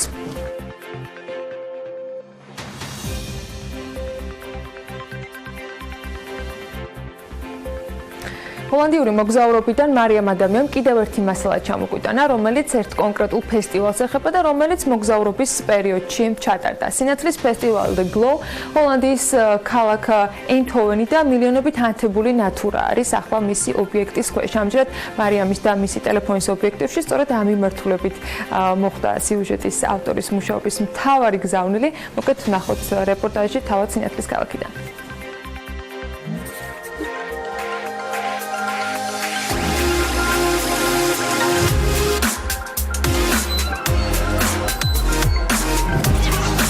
ამსტერდამი ყოველწლიურად 300-ზე მეტ ფესტივალს მასპინძლობს და თანაც წელიწადის ნებისმიერ დროს, თუმცა შეიძლება ბევრმა არ იცოდეს, რომ ამსტერდამიდან დაახლოებით 123 კილომეტრში პატარა ქალაქი ეინჰოვენი მდებარეობს, რომელიც ყურადღებას შემოდგომის პერიოდში, განსაკუთრებით კი ნოემბერში იქცევს.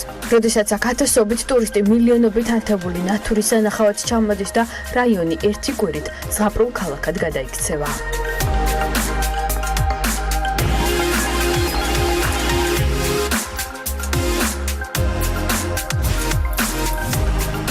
The Glow, ასე ქვია სინათლის ფესტივალს, რომლის ფარგლებშიც ფერადდება შენობები, იქმნება ინსტალაციები და ყოველ საღამოს ადამიანები გიგანტური მანათობლების, ლაზერული შოუებისა და განათებული შადრევნების სანახავად ქუჩიდან ქუჩაზე ინაცვლებენ. ესაა განათებების, დეკორაციების, ანიმაციებისა და კლუბური მუსიკის ფესტივალი ღია ცის ქვეშ, მთელს ქალაქში. ან უფრო სწორი იქნება თუ ვიტყოდი მთელს ქალაქზე.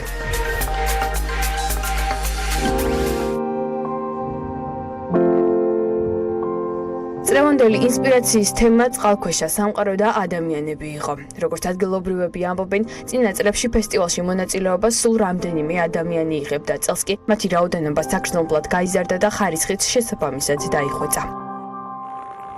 წელს ხელოვანთა ნამუშევრებმა და მუსიკალური სანახაობების რიცხვმა 90-ს მიაღწია, ამიტომაც ყოველწლიურად იზრდება ზღაპრული რეალობით დაინტერესებული ტურისტების რაოდენობა. ხოლო ქალაქ ეინჰოვენის მთავრობა მომავალ წელს გრანდიოზულ The Glow-სა და დაუვიწყარ სანახაობას აანონსებს.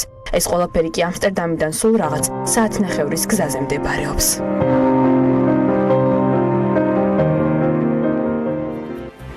საქართველოში დაგეგმილი თუ ჩატარებული ფესტივალების შესახებ ინფორმაციას ასევსხლად ვერ გავშლით, ვიდრე სტუმარი შემოგვიერთდება საქსტატის მიერ გამოქვეყნებულ ინფორმაციაზე დაყრდნობით საქართველოში ჩამოსული სტუმრებისა და ვიზიტორების მესამე კვარტლის სტატისტიკას გადავხედოთ.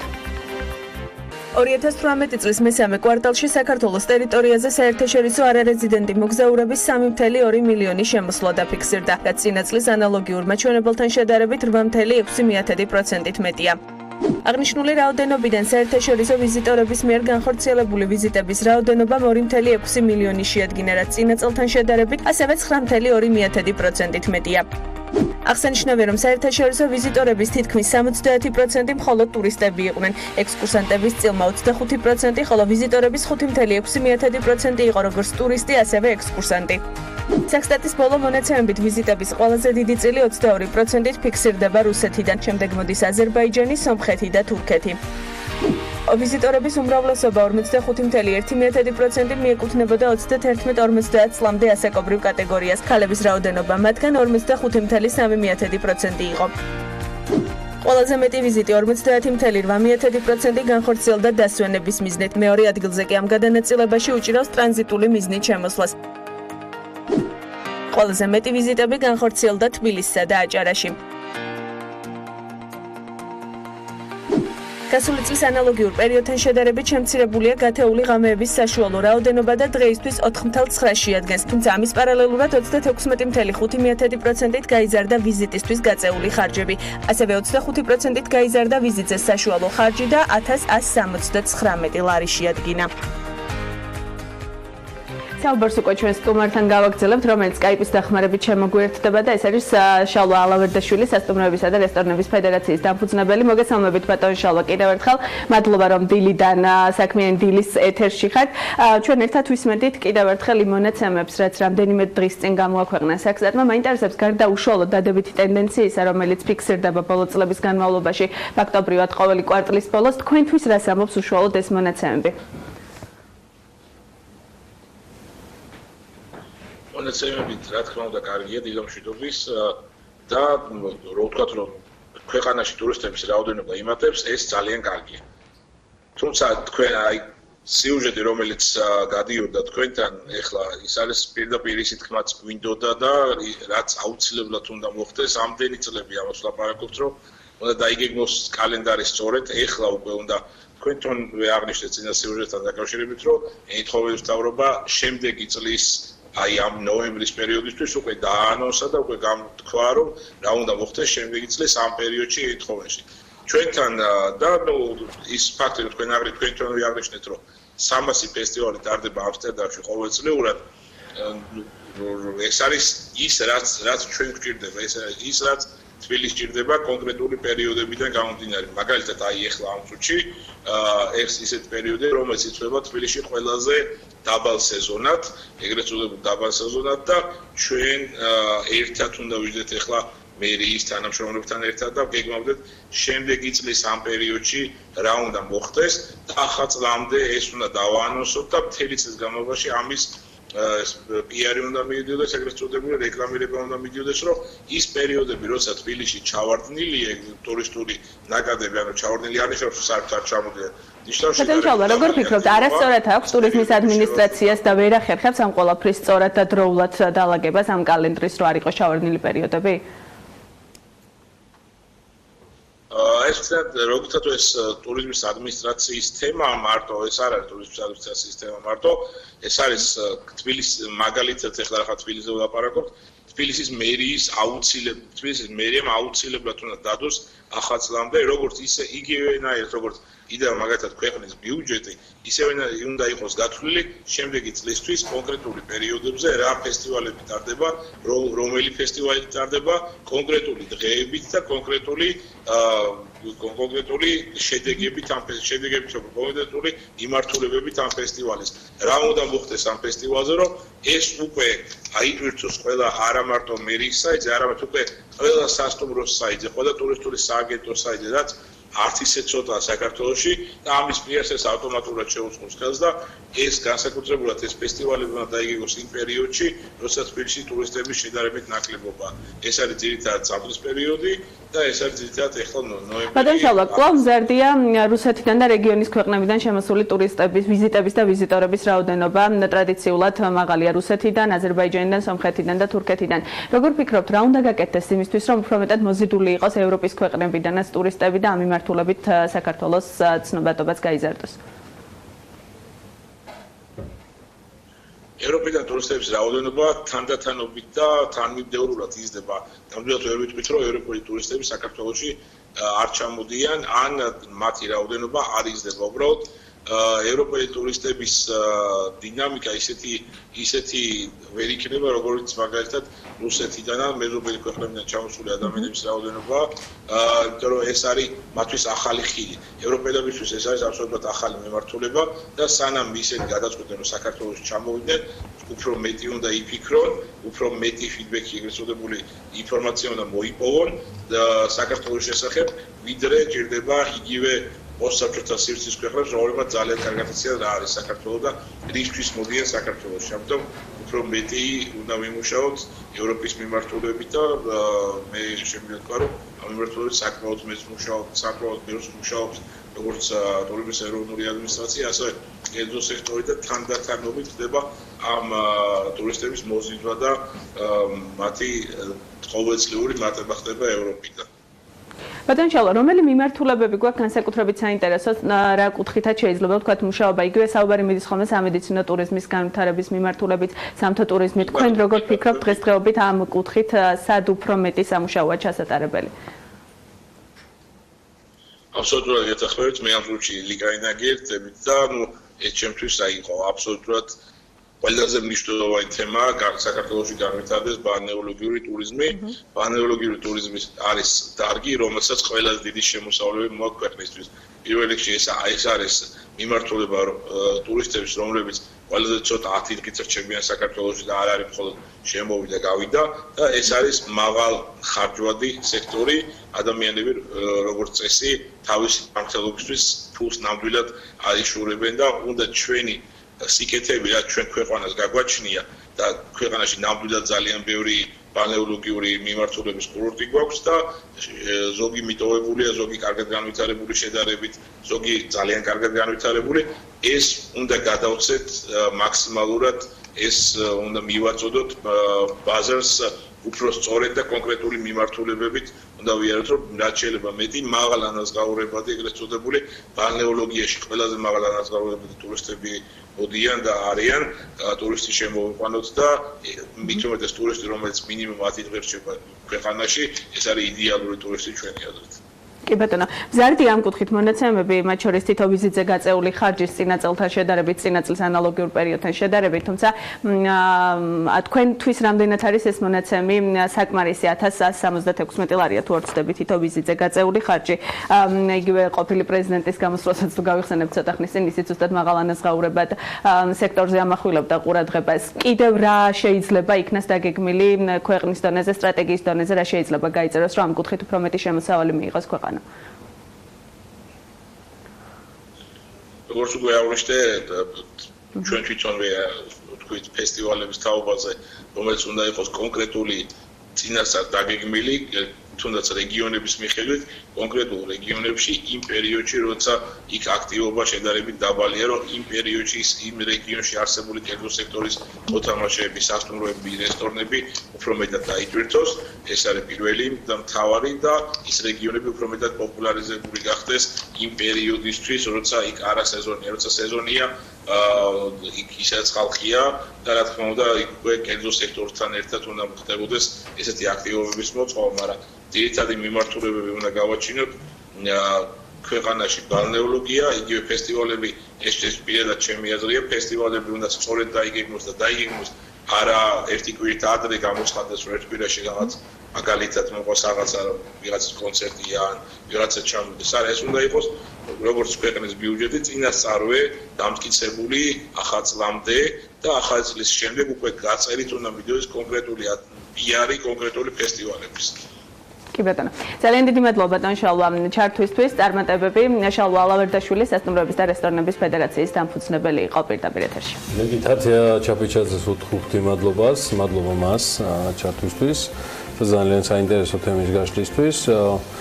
ჩვენ კიდევ ერთი თემას უნდა მივხედოთ ახლა, რომელიც ძალიან საინტერესოა. გავაგრძელოთ თემა, რომელიც გასულ კვირაში ამ სტუდიაში დაიწყო, თუმცა არც მხოლოდ ამ სტუდიაში დაწყებულა. ეკონომიკის მინისტრის განცხადების, მათ შორის საქმიანი ტიპის პირდაპირ ეთერში გაკეთებულს, ძალიან ბევრი კითხვა და ჩაკითხვა მოჰყვა პირდაპირ ეთერის პარალელურად. ჩვენ რა თქმა უნდა მოპასუხეები არ ვართ და ვერც ვიქნებით, თუმცა კონკრეტულად რამდენიმე მიმართულებით დღეს საუბრის გაგრძელებას სტუმართან ერთად ვაპირებთ.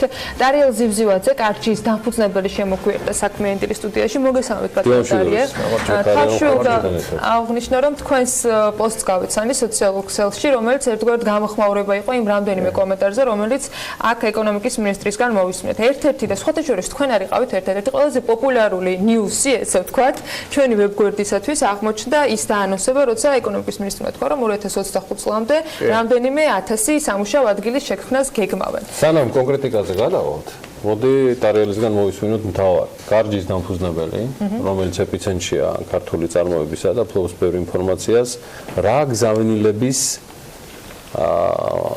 მოსმენას მიიღებდა, რა მოლოდინი ჰქონდა თქვენ, მოკლედ რა დაუკვეთეთ და რა მიიღეთ. ჩვენ სხვათა შორის პირველ რიგში დიდი მადლობა მინდა გითხრათ და მაყურებელს მინდა მადლობა ასევე უთხრა რომ ჩაეკითხა ამ ეკონომიკურ თემატიკას აშკარად. თუ გახსოვს გიორგი 2016 წელს მე ყველა პოლიტიკური პარტიის წინასაარჩევნო ეკონომიკური პროგრამა მიმოვიხილე წერილობითი სახით და მათ შორის ყველაზე დიდი მიმოხილვა მიეძღვნა ოცნების პოლიტიკურ პროგრამას, ეკონომიკურ პროგრამას 20 გვერდი. და იქ იყო ესეთ რაღაცები, ხა მე ბუნებრივია ეს მივიღე როგორც ესე ვთქვათ მოცემულობა მაშინ რას გვპირდება და რას ვხედავ დღეს, ხო, 2 წელი გავიდა. იმ დაპირებების მიხედვით რაც მაგალითად უმუშევრობის კუთხით იყო, ხო? მაშინ იყო დაპირება დაახლოებით 200,000 სამუშაო ადგილი ახალი. 2 წელი გავიდა თითქმის, ხო, ახლა ნახევარი მაინც ხონდა იყო შესრულებული. მაშინ რაც იყო 12% უმუშევრობა, ახლა გუშინ შევამოწმე 11.8%. ნახოთ, მაგრამ იცით რა, ჩვენ შევუკვეთეთ 200,000 სამუშაო ადგილი და მივიღეთ საარჩევნო ხმად 5 კილოგრამი კარტოფილის და ხახვის ღირებულების. აი ეს არ მოწონს. ჯამში ესე შევაფასეთ დეტალებში, შეგვიძლია მივყვეთ თითოეულ პუნქტს, რაც ითქვა, რაც უნდა ვაღიარო, რომ ჩემთვის იყო მოულოდნელი, იმიტომ რომ მე აშკარად მეც ველი, მით უმეტეს, როცა გაქვს 100%-იანი ხელისუფლება და შეგიძლია რეალურად. თუმცა როგორც ჩანს ნება არ არის. ეკონომიკის მინისტრიდან გამომდინარე, იმ ხედვებიდან გამომდინარე, რომელზეც თქვენ ბრძანებთ, რომ იყო რეალურად სხვა მოლოდინი, ცოტა მეტი კონკრეტიკა რომ ვთქვათ, მოდი კიდევ ერთ თემაზე, რომელიც ასევე თქვენი ძლიერი მხარეა, ადგილობრივი წარმოების კუთხიდან გამომდინარე, დანახული გზავნილები მაინტერესებს, როგორც 2016 გადმოსახედიდან, ასევე ბოლო 1 კვირის განმავლობაში გიორგი ქობულიას მოსმენილი გზავნილები. კი ბატონო, ასე ნათელი და გასაგები რო იყოს ახლა ჩვენი მაყურებლისთვის. აი წარმოიდგინეთ საქართველოს ეკონომიკა, მე არ ვამბობ რა თქმა უნდა რომ ყველა მიმართულებაში ცუდად არის საქმე. მე გამოვყონინდა ცალსახად, სად გვაქვს ჩემი აზრით ძალიან კარგად საქმე. ეს არის აწარმოეს საქართველოში, რაც აქვს ამოცანა ამ სააგენტოს ის უძღვება ნაბიჯ და მე ეს მომწონს. არის სტარტაპების თემა, ინოვაციების სააგენტო, ეს რთული თემა, გრძელვადიანი, მაგრამ კარგად მიდის და მომწონს და ღვინის თემა. რომელსაც მე ძალიან მიკვირს თვითონ არ ლაპარაკობენ ხელისუფლების წარმომადგენლები, იმიტომ რომ პრაქტიკულად ღვინის თემის ექსპორტმა კბილებით გაათრია მევენახეობის დარგის ოფის მეურნეობისა. მაგრამ არის მიმართულებები, სადაც მოკრძალებული წილი აქვს სახელმწიფოს და არის ბევრი მიმართულება, სადაც ნულია ეფექტი. აი მოკრძალებული წილს ახლა ჩვენ ბატონი შალვა ძალიან კარგად გვიხსნი და ტურიზმის ინდუსტრიის საკითხებს, ხო? ამ ინდუსტრიაში მე ერთადერთი რასაც მაგალითად ხედავ არის ის, რომ აი მთავრობა არ აკეთებს ბოდიში და სისულელეს. მთავრობა აკეთებს, აი მიხვება თითქოს და აკვირდება, აი რამე ღირებული და სერიოზული ინიციატივა, რომელიც აი რაღაც ვიტყოდი, რომ აი ისევ ეფექტურია, როგორც შეიძლება ითქვას, რომ ინერციულია ტარიელ?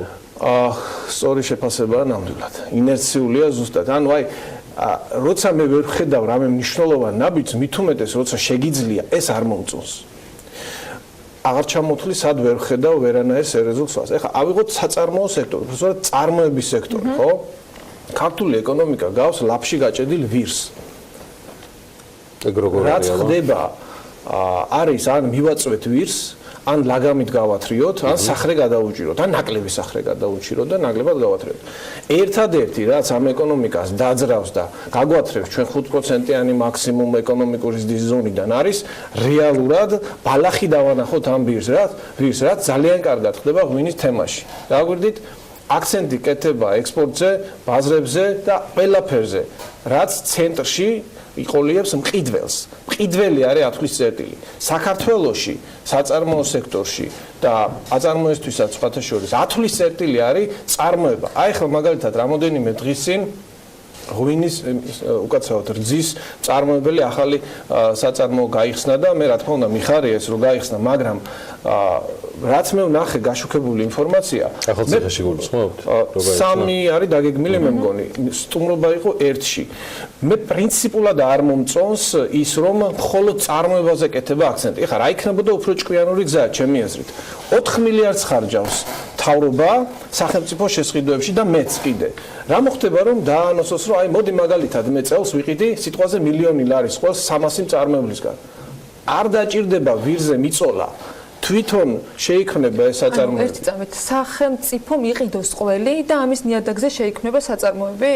მაგას ვიძახი ზუსტად 10 მის წერტილი ამ კონკრეტულ შემთხვევაში. არა, არსებულიდან არსებულები. არის შესყიდვები, მაგალითად ჯარისთვის, მაგალითად სხვა სახელმწიფო სტრუქტურებს 4 ამაზე მოგამოგეთ მე ვერ ვქნებ მოპასუხო მხარე, მაგრამ მაინც იმიტომ რომ სატენდერო პირობების მიხედვით სატენდერო პირობებზე როცა ამ ქართულ წარმოებაზე იყო, მათი პასუხი ყოველ შემთხვევაში ასეთი არის, რომ აქვთ ევროპასთან აღებული ვალდებულებები და არ შეუძლიათ ტენდერი ამ ფორმით გამოაცხადონ.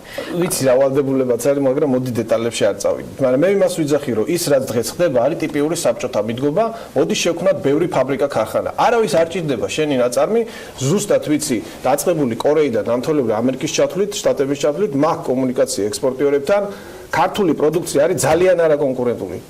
იქნება ისავო გამოსასწორებელი, რომ კონკურენტუნარიანი პროდუქცია გქონდეს და უკეთესი პროდუქცია გქონდეს. სანამ შიდა ბაზარის დაბრუნება არ მოხდება რეალურად, ისე კი არა რომ ბლა ბლა ბლა სიტყვებით. ჩვენ შიდა ბაზარზე გვაქვს შიდა ბაზარზეც ხომ კარგი ხარისხის პროდუქტი უნდა გქონდეს. ვერასდროს ვერ შეიქმნება ეს კარგი ხარისხის პროდუქტი, თუ შიდა ბაზარზე ჩვენ სახელმწიფომაც და თითოეულმა ჩვენმა მაყურებელმაც არ დავიწყეთ ქართული სყიდვა მასიურად.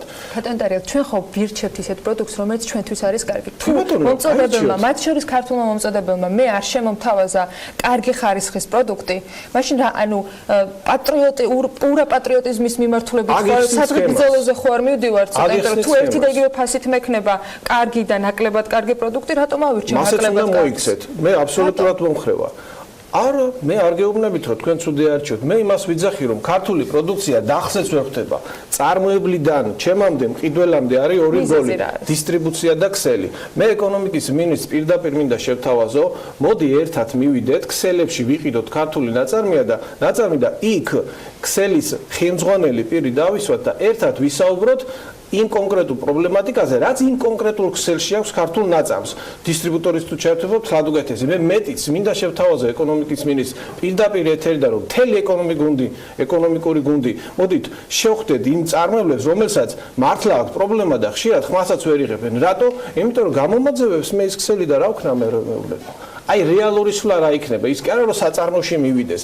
მოდი მივიდეთ ქსელში. იქ ვნახოთ დახზე როგორ არის მიგდებული ქართული ნაწარმი. იქ ვნახოთ ის პრობლემატიკა, იქ გავეცნოთ, სადაც რეალურად არის პრობლემატიკა. კარგით, ახლა ამ ნაწილზეც შევეცდები, რომ ის მეორე მხარე გაქვს. თქვენც ხომ იცით, რომ დიდ რიტეილერებში საკმაოდ მსხვილი და მძლავრი მარკეტინგული საქმიანობა ხორციელდება, იმისათვის რომ იგივე პროდუქციის განთავსება ხდებოდეს. მესმის ქართველი მწარმოებლების, რომელსაც არ აქვთ ამდენი შესაძლებლობა, რომ მარკეტინგზე ამდენი ფული დახარჯონ და ასე შემდეგ, მაგრამ ეს ხომ ბაზარია, სადაც ყველა ხარჯავს იმისათვის, რომ მიიღოს მეტი შემოსავალი. ანუ ბაზარი დაარეგულირებს? მე მაგას არ გეუბნებით, ანუ ზოგადად შედავებით მაგნატოსაც, მაგრამ ამაზე არ გელაპარაკებით. ყველას ხომ თავისი შრომა აქვს ჩადებული. ზუსტად. მაგიტომ მე მომხრევარ ის, იცით, ქსელი არის ბიზნესი და იმან უნდა გააკეთოს ფული. დისტრიბუტორი არის ბიზნესი და იმან უნდა გააკეთოს ფული, მაგრამ წარმოებელი, რომელიც ფაქტიურად საფუძველში დგას ამ ყველაფრისა, ყველა ჯოხი მასზე ხდება.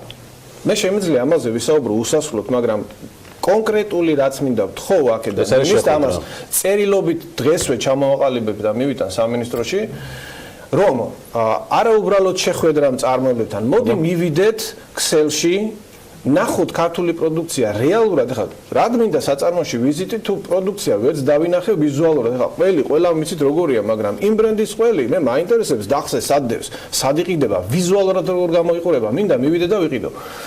ზუსტად ეს მინდა დავინახო. მოდი ერთად მივიდეთ ქსელში, ნებისმიერში, იქ ადგილზე ვისაუბროთ იმ კონკრეტულ პრობლემატიკაზე, რაც აქვს, იმიტომ რომ ზოგ ქსელში არის ძალიან კარგი დამოკიდებულება, ზოგში დანახვა არ უნდათ ქართულის. მაგრამ ეს ღიად? ამას არ აქვს თავისი მიზეზები? ამას აქვს თავისი მიზეზები, იმიტომ რომ ის დამფუძნებელი არ არის ქართული და შენი ქართული სულ არ აინტერესებს. მხოლოდ ეგ არის მიზეზი? ერთ-ერთი ეს არის.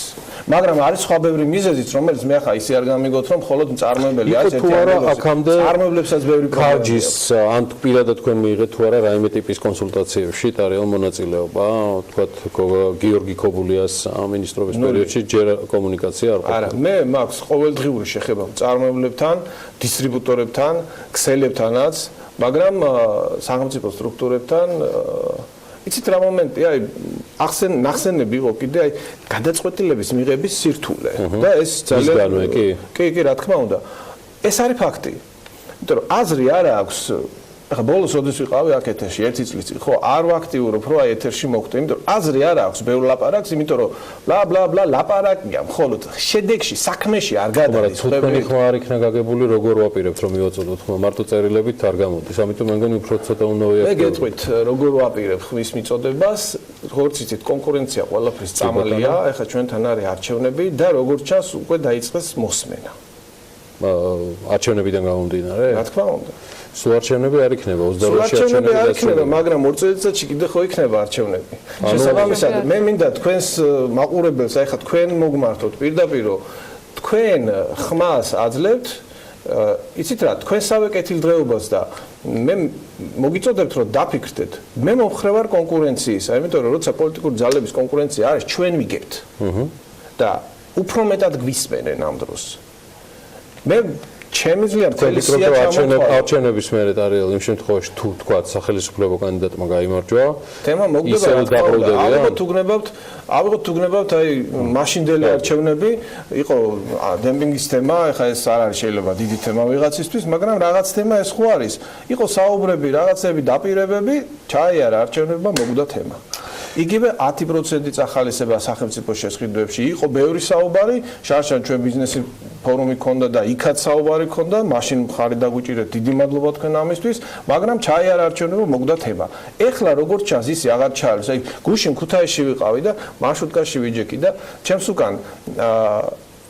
ჩემს უკან ორი მამისტოლა კაცი ლაპარაკობდა და თავარი ფრაზა რაც წამოვიღე დასკვნის სახით იყო ესეთი ეგენი მოგვატყუებენ ჩვენო და ვაი თქვენ პატრონს აი ეს იყო მთავარი რაც წამოვიღე იმ ხუთწუთიანი მოსმენელი საუბრიდან ამით იმის თქვა მინდა რომ ჩვენ გვაქვს ძალიან კონკრეტული მე ვიცი როგორ უნდა მოგვარდეს ნაბიჯ ეს თემა მე მაგალითად შეიძლება მართლა ვიღაცას აბსურდულად ეჩვენებოდეს 450.000 სამუშაო ადგილის ახლის შექმნა, მაგრამ იცით საქართველოში უმუშევარი ოფიციალურად რამდენი არის დღეს გადავამოწმე 276.000 მე მგონი. 450.000 ახალი სამუშაო ადგილის შექმნა ეს ნიშნავს რომ უკანასკნელი მაწანწალა ძაღლიც კი დასაქმებული უნდა იყოს. აწარმოებს საქართველოს სტატისტიკიდან გამომდინარე, რასაც ეკონომიკის სამინისტრო ტირაჟირებას უკეთებს 45.000-ზე მეტი ადგილი არის შექმნილი თუ არ ვცდები, რომელსაც თქვენ გულისხმობ პროგრამას და არა დასაქმებას დადებითად ავასებთ. ანუ თქვენი ეს გზავნილი დღეს იქნება, ხვალ იქნება მიწოდებული საიმისო დღეს. მე ერთს დავამატებ, რომ აწარმოებს საქართველოში რაც არ უნდა კარგი საქმე აკეთოს, ხო? აუცილებელი არის სააგენტო იყიდე ქართული. ეს არის ის ერთ-ერთი უმთავრესი გზავნილი, რომელიც ჩვენ გინდა მივაწოდოთ, იმიტომ რომ შიდა ბაზარი, რომელიც 25 მილიარდ ლარიანია, იქ თუ წარმოებელი მყარად არ იქნა, ის ექსპორტზე ვერ ირბენს ასე ვთქვათ. კარგო, მადლობა. მე ერთადერთს ასე არ ვიზიარებ, რომ მისი ხმა უნდა ისმოდეს, მათ შორის ტარიელ ზივზივაძესაც, კარჯის დამხუზნებელი და ეს ეთერი სწორედ ამისთვის არის შექმნილი. ამისთვის შედგა ეს საუბარიც და მადლობა ტარიელ ზივზივაძეს, რომ იყო ჩვენი სტუმარი. მადლობა. ამინდის გრძელვადიანი პროგნოზი და რეკლამის შემდგომ გიბრუნდებით უკვე შემდეგი ძალიან საინტერესო თემით. ამინდის პროგნოზის სპონსორია SEU დეველოპმენტი.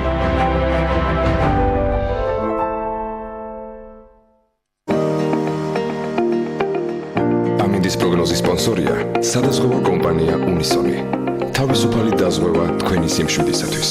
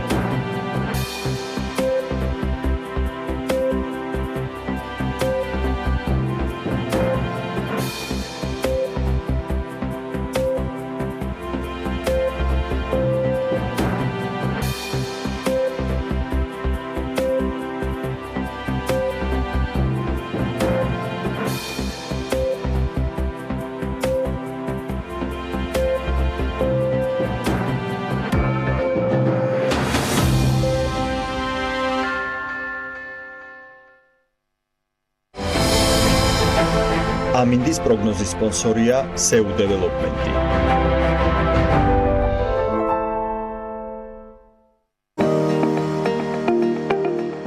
ამინდის პროგნოზის სპონსორია სადაზღვევო კომპანია უნისონი.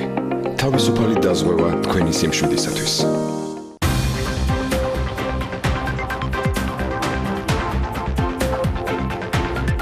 პლასტიკის როგორც შესაფუთი და გადასაზიდი საშუალების მუყაოთი და ქაღალდით ჩანაცვლება მსოფლიოს მნიშვნელოვანი გამოწვევაა. განვითარებული ქვეყნები ცდილობენ და ჩვენც ვცდილობთ შეუერთდეთ მას ამ ფერხულში, რომ ეკოლოგიურად სუფთა ბიოდეგრადირებადი პროდუქტით ჩავანაცვლოთ ის პლასტიკის ნაწარმი, რომლებიც საუკუნეების განმავლობაში არ იშლება თავისით. საინტერესოა ის, რომ გარდა მთავრობის მიერ მიღებული შეზღუდვების ამ მხრივ ზრუნვა და მოქმედება ერთად კერძო სექტორმას გადაწყვეტა. 2016 წელს ორი კომპანია გაერთიანდა და შეიქმნა ფაბრიკა 1900, რომელმაც მიზნად ევროსტანდარტის მქონე პროდუქტის ადგილობრივი წარმოება დაისახა. მოდით გავიცნოთ ისინი. ფაბრიკა 1900-მა განვითარებულ სამყაროს აქტიურად დაუწყო ფეხი და ეკოლოგიურად სუფთა ბიოდეგრადირებადი პროდუქტის წარმოება დაისახა მიზნად. აქტუალობიდან გამომდინარე დღის წესრიგში მუყაოს წარმოების გაზრდის საჭიროება საქართველოშიც დადგა და ორი კომპანიის გაერთიანების შედეგად ცხეთაში გოფრირებული მუყაოს მსხვილი მწარმოებელი კომპანია ფაბრიკა 1900 დაარსდა. შესაფუთი მასალების სხვა პროდუქციისგან განსხვავებით გოფრირებული მუყაოს უპირატესობა ძირითადი არის ის, რომ იგი იქმნება ბიოსაფუძვლებზე და 88% დაახლოებით გადამუშავდება მეორადი მუყაო, ანუ ეგრეთ წოდებული მაკულატურისგან, რაც არის ძირითადი უპირატესობა, არ ზიანდება ბუნება და ხდება გადაყრილი ყუთების უკან, ასე ვთქვათ, წარმოებაში გადამუშავება, შეგროვება და მერე ხელახლა მიღება. ფაბრიკა 1900 გოფრირებული მუყაოს შესაფუთ საქონელს სხვადასხვა საჭიროებისთვის აწარმოებს.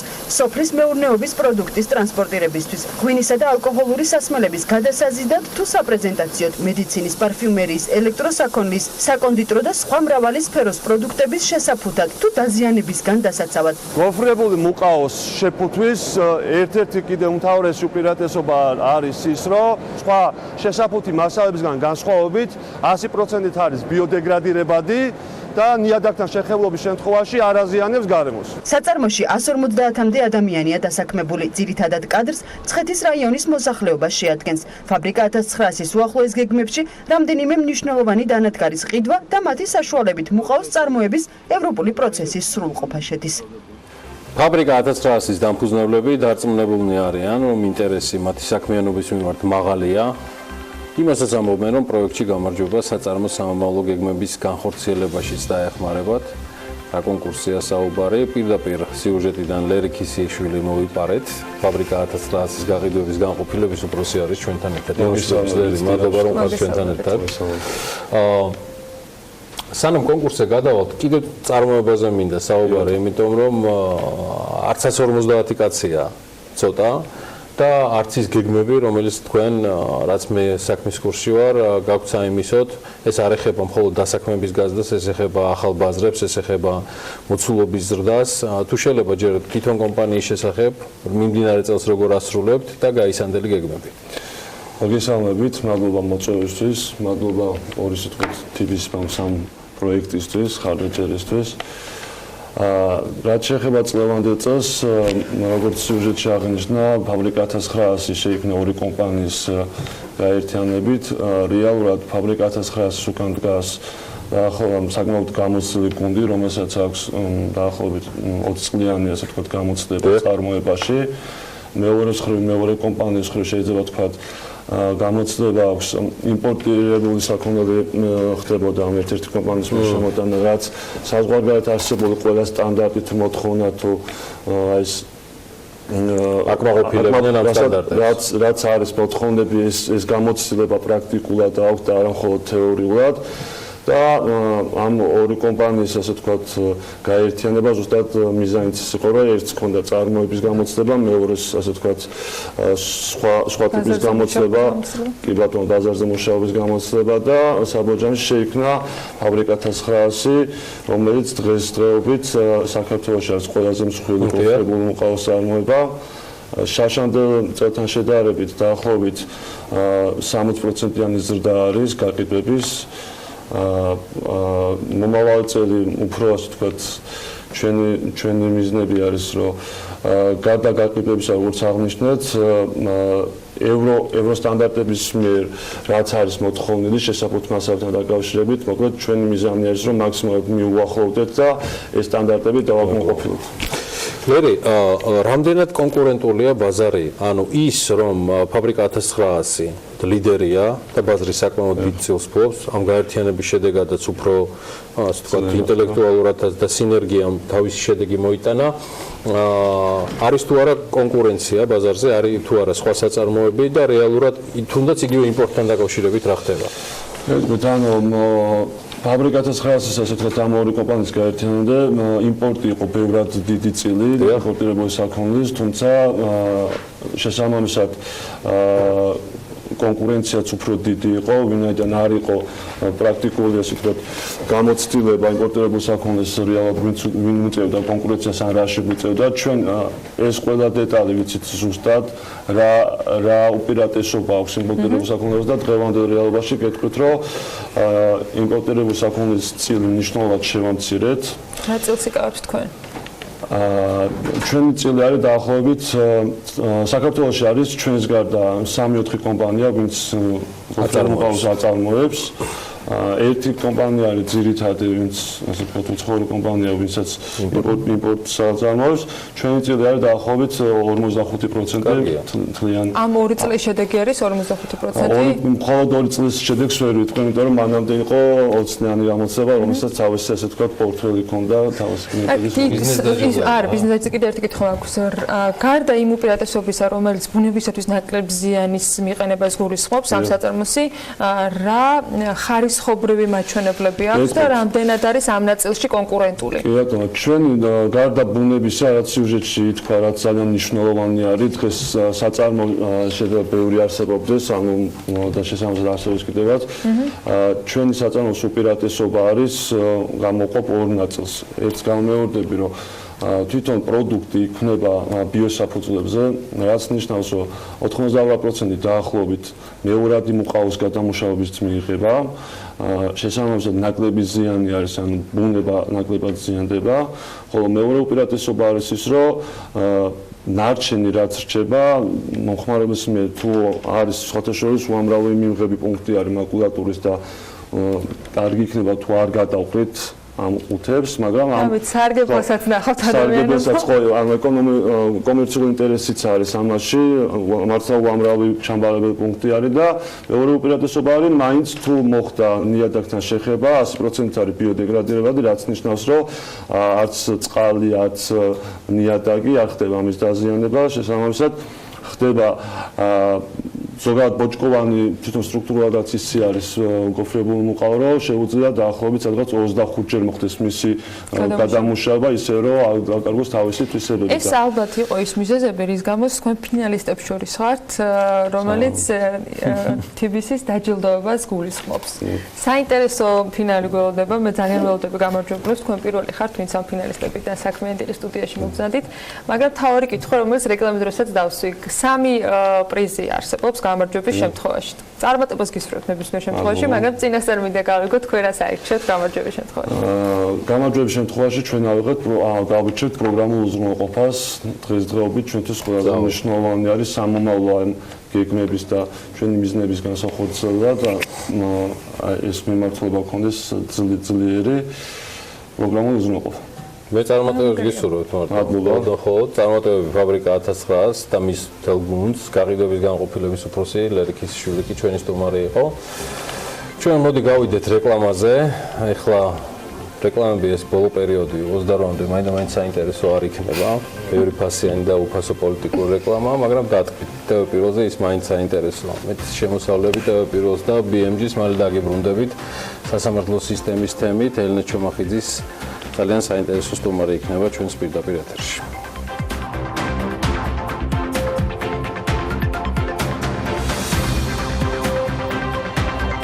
საქმიანი დილით დაბრუნდით პირველის პირდაპირ ეთერში ელენე ჩუმახეთის რუბრიკის სრულად როგორც გიორგიმ დაანონსა დღეს ელენეს სტუმარი იუსტიციის უმაღლესი საბჭოს თავმჯდომარე გიორგი მიქაუტაძე იქნება და რა თქმა უნდა სასამართლო სისტემაზე ვისაუბრებთ ელენე დილამშვიდობის.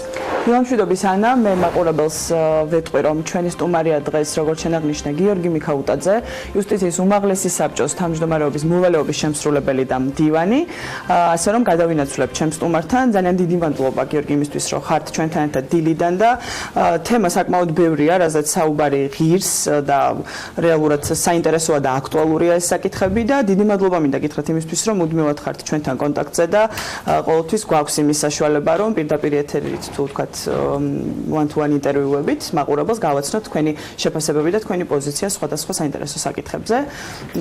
მადლობა მოწვევისთვის, მივესალმები მაყურებელს. კი ბატონო, მოდით დავიწყოთ აქტუალური საკითხით სასამართლოთი და კერძოდ დღეს საუბარი გვექნება კომერციულ მიმართულებაზე ცხადია და მოდით დავიწყოთ იმ საკითხით, რაც მე გასულ კვირას ერთ-ერთ შეხვედრაზეც კითხეთ პრინციპში და რაც ჩვენს მაყურებელსაც დარწმუნებული ვარ ძალიან აინტერესებს, ეს გახლავთ ის შეფასებები, რომელიც ბოლო პერიოდში ჩვენი ეთერის მეშვეობით კეთდებოდა, ეს იყო თუნდაც სხვადასხვა იურისტების, პრაქტიკოსი იურისტების მხრიდან და სხვადასხვა კერძო სექტორის წარმომადგენლების მხრიდან. ეს გახლავთ კორუფციის გარკვეული ნიშნები სასამართლო სისტემაში. თქვენ რა პოზიცია გაქვთ და რამდენად იზიარებთ ამ მოსაზრებას, რომ კორუფციის ნიშნები არის სასამართლოში? თქვენ ახსენეთ, რომ მეტად უფრო მეტი კონკრეტიკა არის საჭირო. ხსოვს მაშინ მითხარით შეხვედრაზე, როდესაც ასეთი შეფასებები კეთდებაო. რას გულისხმობდით? დიახ, გეტყვით ჩვენ გვესმის ხშირად ესეთი საუბრები, რომ სასამართლო სისტემაში არის კორუფციის რისკები. იყო ბოლო პერიოდში ერთი კვლევა, რომელიც არასამთავრობო ორგანიზაციამ შემოგთავაზა და ამ კვლევის გათვალისწინებითაც და ყველა სხვა მოსაზრების გათვალისწინებითაც ვერც ერთი მტკიცებულება წარმოდგენილი ვერ იქნა, რომელიც დაადასტურებს, რომ სასამართლო სისტემაში არის კორუფცია. მოდი დავიწყოთ იქიდან, რომ ყველა კვლევა პირდაპირ ადასტურებს, რომ კორუფციის ნიშნები, რაზეც საუბარი არის, ეს არ გულისხმობს ქრთამის აღებას და არის საუბარი სხვადასხვა რაღაც გავლენის საფრთხეებზე, თუმცა არც ერთი მტკიცებულება წარმოდგენილი არ ყოფილა ანგარიშგასაწევი, რომელსაც იუსტიციის უმაღლესი საბჭო მხედველობაში მიიღებდა ან რაიმე კონკრეტული მოქმედების გაკეთების შესაძლებლობას მისცემდა კორუფციასთან დაკავშირებით. ამიტომ მე ვფიქრობ, რომ ზუსტადაც მეტი კონკრეტიკა არის საჭირო, საბჭო ღია არის ამ თემაზე სასაუბროთ ნებისმიერ მსურველთან. ჩვენის კვლევა, რომელიც ბოლოს ვნახეთ და ჩატარებული იყო 6 თუ 7 ანონიმური პირის გამოკითხვით, ამ კვლევის შედეგებითაც კი არ დასტურდება, რომ სასამართლო სისტემაში არის სისტემური კორუფცია და მსგავს ფაქტს აქვს ადგილი. თქვენც ალბათ თქვენი შეფასების კრიტერიუმი გაქვთ ცხადია, როდესაც თქვათ საქმე ეხება კორუფციის ნიშნების არსებობა, არ არსებობა სასამართლო სისტემაში, მაგრამ როდესაც საუბრობდნენ ეს ადვოკატები ჩვენთან ამ ნიშნების გაჩენაზე, აქ საუბარი იყო სასამართლო გადაწყვეტილებებზე და იმაზე, რომ ეს გადაწყვეტილებები იყო ბუნდოვანი. ანუ თქვენ როდესაც აფასებთ კონკრეტული მოსამართლის გადაწყვეტილებას თქვათ და გარკვეულწილად ამით აფასებთ რამდენად არის კორუფციის ნიშნები სასამართლო სისტემაში, ეს გადაწყვეტილებები თქვენ რას გეუბნებათ? ანუ თქვენში თუ ტოვებს იმ შეგრძნებას, რომ რეალურად ის არის ბუნდოვანი, ის არ არის უკაცრავად დასაბუთებული და ასე შემდეგ. ანუ გადაწყვეტილების დასაბუთებას და კანონიერებას იუსტიციის უმაღლესი საბჭო არ ისე ვთქვათ აფასებს და არ იხილავს. ეს არის ზემდგომი ინსტანციების გადასაწყვეტი საკითხი, ანუ სააპელაციო სასამართლოში 3 მოსამართლის შემადგენლობით ფასდება ეს და შემდეგ უზენაეს სასამართლოში აქვს ხარეს კიდევ უკმაყოფილების შემთხვევაში გასაჩივრების უფლება. მოსამართლეთა გადაწყვეტილებების რაც შეეხება საბჭოს როლს ამ პროცესებში და იუსტიციის საბჭოს ადგილს, მინდა გითხრათ, რომ ბოლო პერიოდში გატარებული რეფორმების შედეგად ჩვენ დავხვეწეთ ანგარიშვალდებულების მექანიზმი, რაც ნიშნავს დისციპლინური სამართალწარმოების გააქტიურებას. ჩვენ გვყავს დამოუკიდებელი ინსპექტორი, რომელიც სრულად დამოუკიდებლად აწარმოებს დისციპლინურ წარმოებას, შემდეგ მასალებს წარმოუდგენს იუსტიციის უმაღლეს საბჭოს. ეს არის ეფექტური მექანიზმი, რომელიც არის მიმართული ზუსტად კორუფციის საფრთხეების წინააღმდეგ სასამართლოში და არ მინდა ვინმე მიფიქროს, რომ საბჭო არ ზრუნავს და არ ფიქრობს იმაზე, რომ ანგარიშვალდებულება იყოს გაძლიერებული. ეს ნამდვილად ასე არ არის და ბოლო პერიოდის სტატისტიკაც შეგიძლიათ იხილოთ და აბსოლუტურად შეცვლილი არის სურათი. ძალიან ბევრი საქმე არის განხილული დისციპლინური მიმართულებით და არის კონკრეტული შედეგები, ვინაიდან წარმოება არის კონფიდენციალური, მე ხა ბევრი ინფორმაციის მოწოდების უფლება არ მაქვს, თუმცა სურათი ვიმეორებ, რომ არის ბევრად განსხვავებული და რეფორმებმა, რომელიც ამ კუთხით გატარდა, დიახ, თავის შედეგი გამოიღო და ანგარიშვალდებულების მექანიზმი არის გაძლიერებული. ჩვენ ამ ანგარიშს შევთავაზებთ ჩვენს მაყურებელს, უკვე ისე რომ ვთქვათ, მოლაპარაკებები გვაქვს ამ აღნიშნულ ინსპექტორთან ინტერვიუსთან დაკავშირებით და ჩვენ ცხადია ჩვენ მაყურებელს შევთავაზებთ მის ანგარიშს და შეფასებებს. თუმცა მანამდე მოდით ვისაუბროთ კომერციულ დავებზე და ამ მიმართულებით გამოწვევებზე და ხარვეზებზე, რომელიც დღემდე ფიქსირდება და ამას თქვენს ადასტურებდით ჩვენთან ინტერვიუში, რომ გარკვეული გამოწვევები კვლავ რჩება ამ მიმართულებით. ის პოზიტიური შედეგები, რომელიც ის პოზიტიური, ესე რომ ვთქვათ, გამოსავალი, რომელიც ერთი მხრივ მოიძებნა და ეს იყო ვიწრო სპეციალიზაცია ორ ინსტანციაში, ეს ჩვენ მაყურებელმა კარგად იცის და ამ მიმართულებითაც გარკვეული მონაგარი გვაქვს უკვე, თუმცა საბოლოოდ ამ პრობლემის აღმოფხვრა, რასაც ქვია დროში გაჭიანურებული დავები და კომპეტენციის საკითხი, ასევე მოსამართლეების, რომელზეც საუბრობენ ის ადამიანები, რომლებიც დაობენ სასამართლოში. რატომ ვერ გვარდება ბოლომდე ამ დრომდე ეს პრობლემა? თქვათ ვიცით, რომ ჩვენ ძალიან მალე გვექნება ახალი შენობა სასამართლოს ტერიტორიაზე და ეს გარკვეულწილად მოაგვარებს, მაგრამ რატომ ვერ მოხერხდა აქამდე, რომ თქვათ ერთი ხელის მოსმით რეალურად რაღაცნაირად მოგვარებულიყო ეს პრობლემა, რომ დროში აღარ ყოფილიყო გაჭიანურებული და აქ ნების არარსებობის პრობლემას ხომ არ ვხედავთ თუ რა რესურსთან, რესურსის ნაკლებობაზე? ნების არარსებობის პრობლემა ნამდვილად არ დგას. ну ამაზე ცოტა ვცლად მოგვიწევს საუბარი, ალბათ რამ გამოიწვია ეს უკმაყოფილება, ესე თქვა და ეს დატვირთულობა, რომელიც შეიქმნა სასამართლოში და ამ კითხვას უნდა გავცეთ პირველ რიგში პასუხი და ეს იყო 2012-13 წლების შემდეგ სამჯერ და მეტჯერ გაზრდილი საქმეების რაოდენობა სასამართლოში. ეს იყო მიკროსაფინანსო ორგანიზაციების დავები და ვალდებულებითი კატეგორიის განსაკუთრებით ამ მიმართულების ბიზნეს დავების მიმართულებით იყო თითქმის 4ჯერ იყო შემოდინება საქმეების გაზრდილი, რამაც გამოიწვია ბუნებრივია გადატვირთულობა სასამართლო სისტემაში. ბოლო რამდენიმე წლის განმავლობაში იუსტიციის უმაღლესი საბჭო ძალიან აქტიურად მუშაობდა იმისთვის, რომ ეს გადატვირთულობის პრობლემა გადაჭრილიყო და ამისათვის ყველა რესურსს ვიყენებდით, რაც ჩვენ ხელში არის და გეტყვით დღევანდელი მდგომარეობით როგორ არის სურათი შეცვლილი. ბოლო 2 დაახლოებით წლის განმავლობაში სამოქალაქო მიმართულების დავები არის შემცირებული და არის შემცირებული დაახლოებით 4ჯერ თითო მოსამართლის წარმოებაში არსებული საქმეების რაოდენობა, რაც მოსამართლეებს მისცემს იმის საშუალებას, რომ უფრო სწრაფად განიხილონ დავები ბუნებრივია და უფრო ხარისხიანი გადაწყვეტილებები შესთავაზონ მხარეებს. ამის მიზეზი იყო რამდენიმე, ერთი მიზეზი იყო ის, რომ იუსტიციის უმაღლესმა საბჭომ შექმნა ვიწრო სპეციალიზაციები, რამაც საშუალება მოგცა, რომ კომერციული დავების კატეგორია, მსხვილი კომერციული დავები, მოდი ესე ვთქვათ, გამოყოფილიყო და ეს განაწილდა 4 მოსამართლეზე და ამ კუთხით დღევანდელი მდგომარეობით პრობლემა საერთოდ აღარ დგას, ვინაიდან დაახლოებით 2 კვირის ვადაში ინიშნება პირველი სხდომა და დაახლოებით 2 თვის ვადაში სრულდება ნებისმიერი საქმე, თუ ეს არ უკავშირდება გაკოტრების დავებს და აქ სასამართლოსგან დამოუკიდებელი მიზეზებითაც შესაძლებელი არის, რომ გაჭიანურდეს. მოგცა ასევე კარგი ეფექტი, რომ მიკროსაფინანსო ორგანიზაციების დავების, ასე ვთქვათ, ცალკე ვიწრო სპეციალიზაცია შეიქმნა, რამაც დანარჩენ მოსამართლეებს მისცა საშუალება, რომ ამ დავების გარეშე, ასე ვთქვათ, განეხილათ ვალდებულებითი კატეგორიის დავები და ამანაც ძალიან კარგი ეფექტი მისცა. ამ პერიოდში გაიზარდა მიზანმიმართულად სამოქალაქო კოლეგიის მოსამართლეთა რიცხვი და თუ ჩვენ დასაწყისისათვის, ოდესაც საუბრობ აი 3ჯერ და მეტჯერ გაზრდაზე ამ დროისათვის დაახლოებით ყავდა 26 თუ 28 მოსამართლე სამოქალაქო საქმეთა კოლეგიაში, დღევანდელი მდგომარეობით ეს ციფრი გაიზარდა 45-მდე და ამანაც ძალიან დიდი ეფექტი მისცა. საინტერესოა კვალიფიკაცია, თუ შეიძლება ანაწილოს იმის ნება, რომ ეს ვთქვათ, შეემცირებინა დატვირთულობა მოსამართლეებს და ჩვენ ამ მიზანს ვაღწევთ ეტაპობრივად და ნელ-ნელა ერთი ხელის მოსმით, როგორც თქვენ ბრძანეთ, სასამართლო სისტემაში რეფორმების გატარება არის შეუძლებელი. ეს არ არის ის სტრუქტურა, რომელშიც შეიძლება ერთ დღეს შეცვალო ბევრი რამ. ეს ასე არ არის. ჩვენ იცით, რომ კადრების მოძიებასაც ძალიან, ასე ვთქვათ, ბევრი დრო ჭირდება, სჭირდება იუსტიციის უმაღლესი სკოლა. რეფორმა სკოლასთან მიმართებით. თქვენ ახსენეთ, რომ რაოდენობა გაიზარდა სამოქალაქო კოლეგიაში მოსამართლეების, მათი კომპეტენციის და მათი კვალიფიკაციის საკითხი არაერთხელ დამდგარა კითხვის ნიშნის ქვეშ კერძო სექტორის წარმომადგენლების მხრიდან, როდესაც საუბრობთ კომერციულ მიმართულებაზე. აი ამ ნაწილში თქვენ როგორ შეაფასებდით? ჩვენ ვიცით, გასაგებია ეს 4 მოსამართლე, რომელიც უშუალოდ არის, ასე რომ ვთქვათ, გამოყოფილი იმისთვის, რომ ვიწრო სპეციალიზაციაზე იყოს კონცენტრირებული და ვთქვათ, ის იმ დავები განიხილოს, რაც შეეხება კომერციულ დავებს, მაგრამ ზოგადად ხომ მათ გარდაც არიან მოსამართლეები, რომელსაც უწევთ ასეთი დავების განხილვა.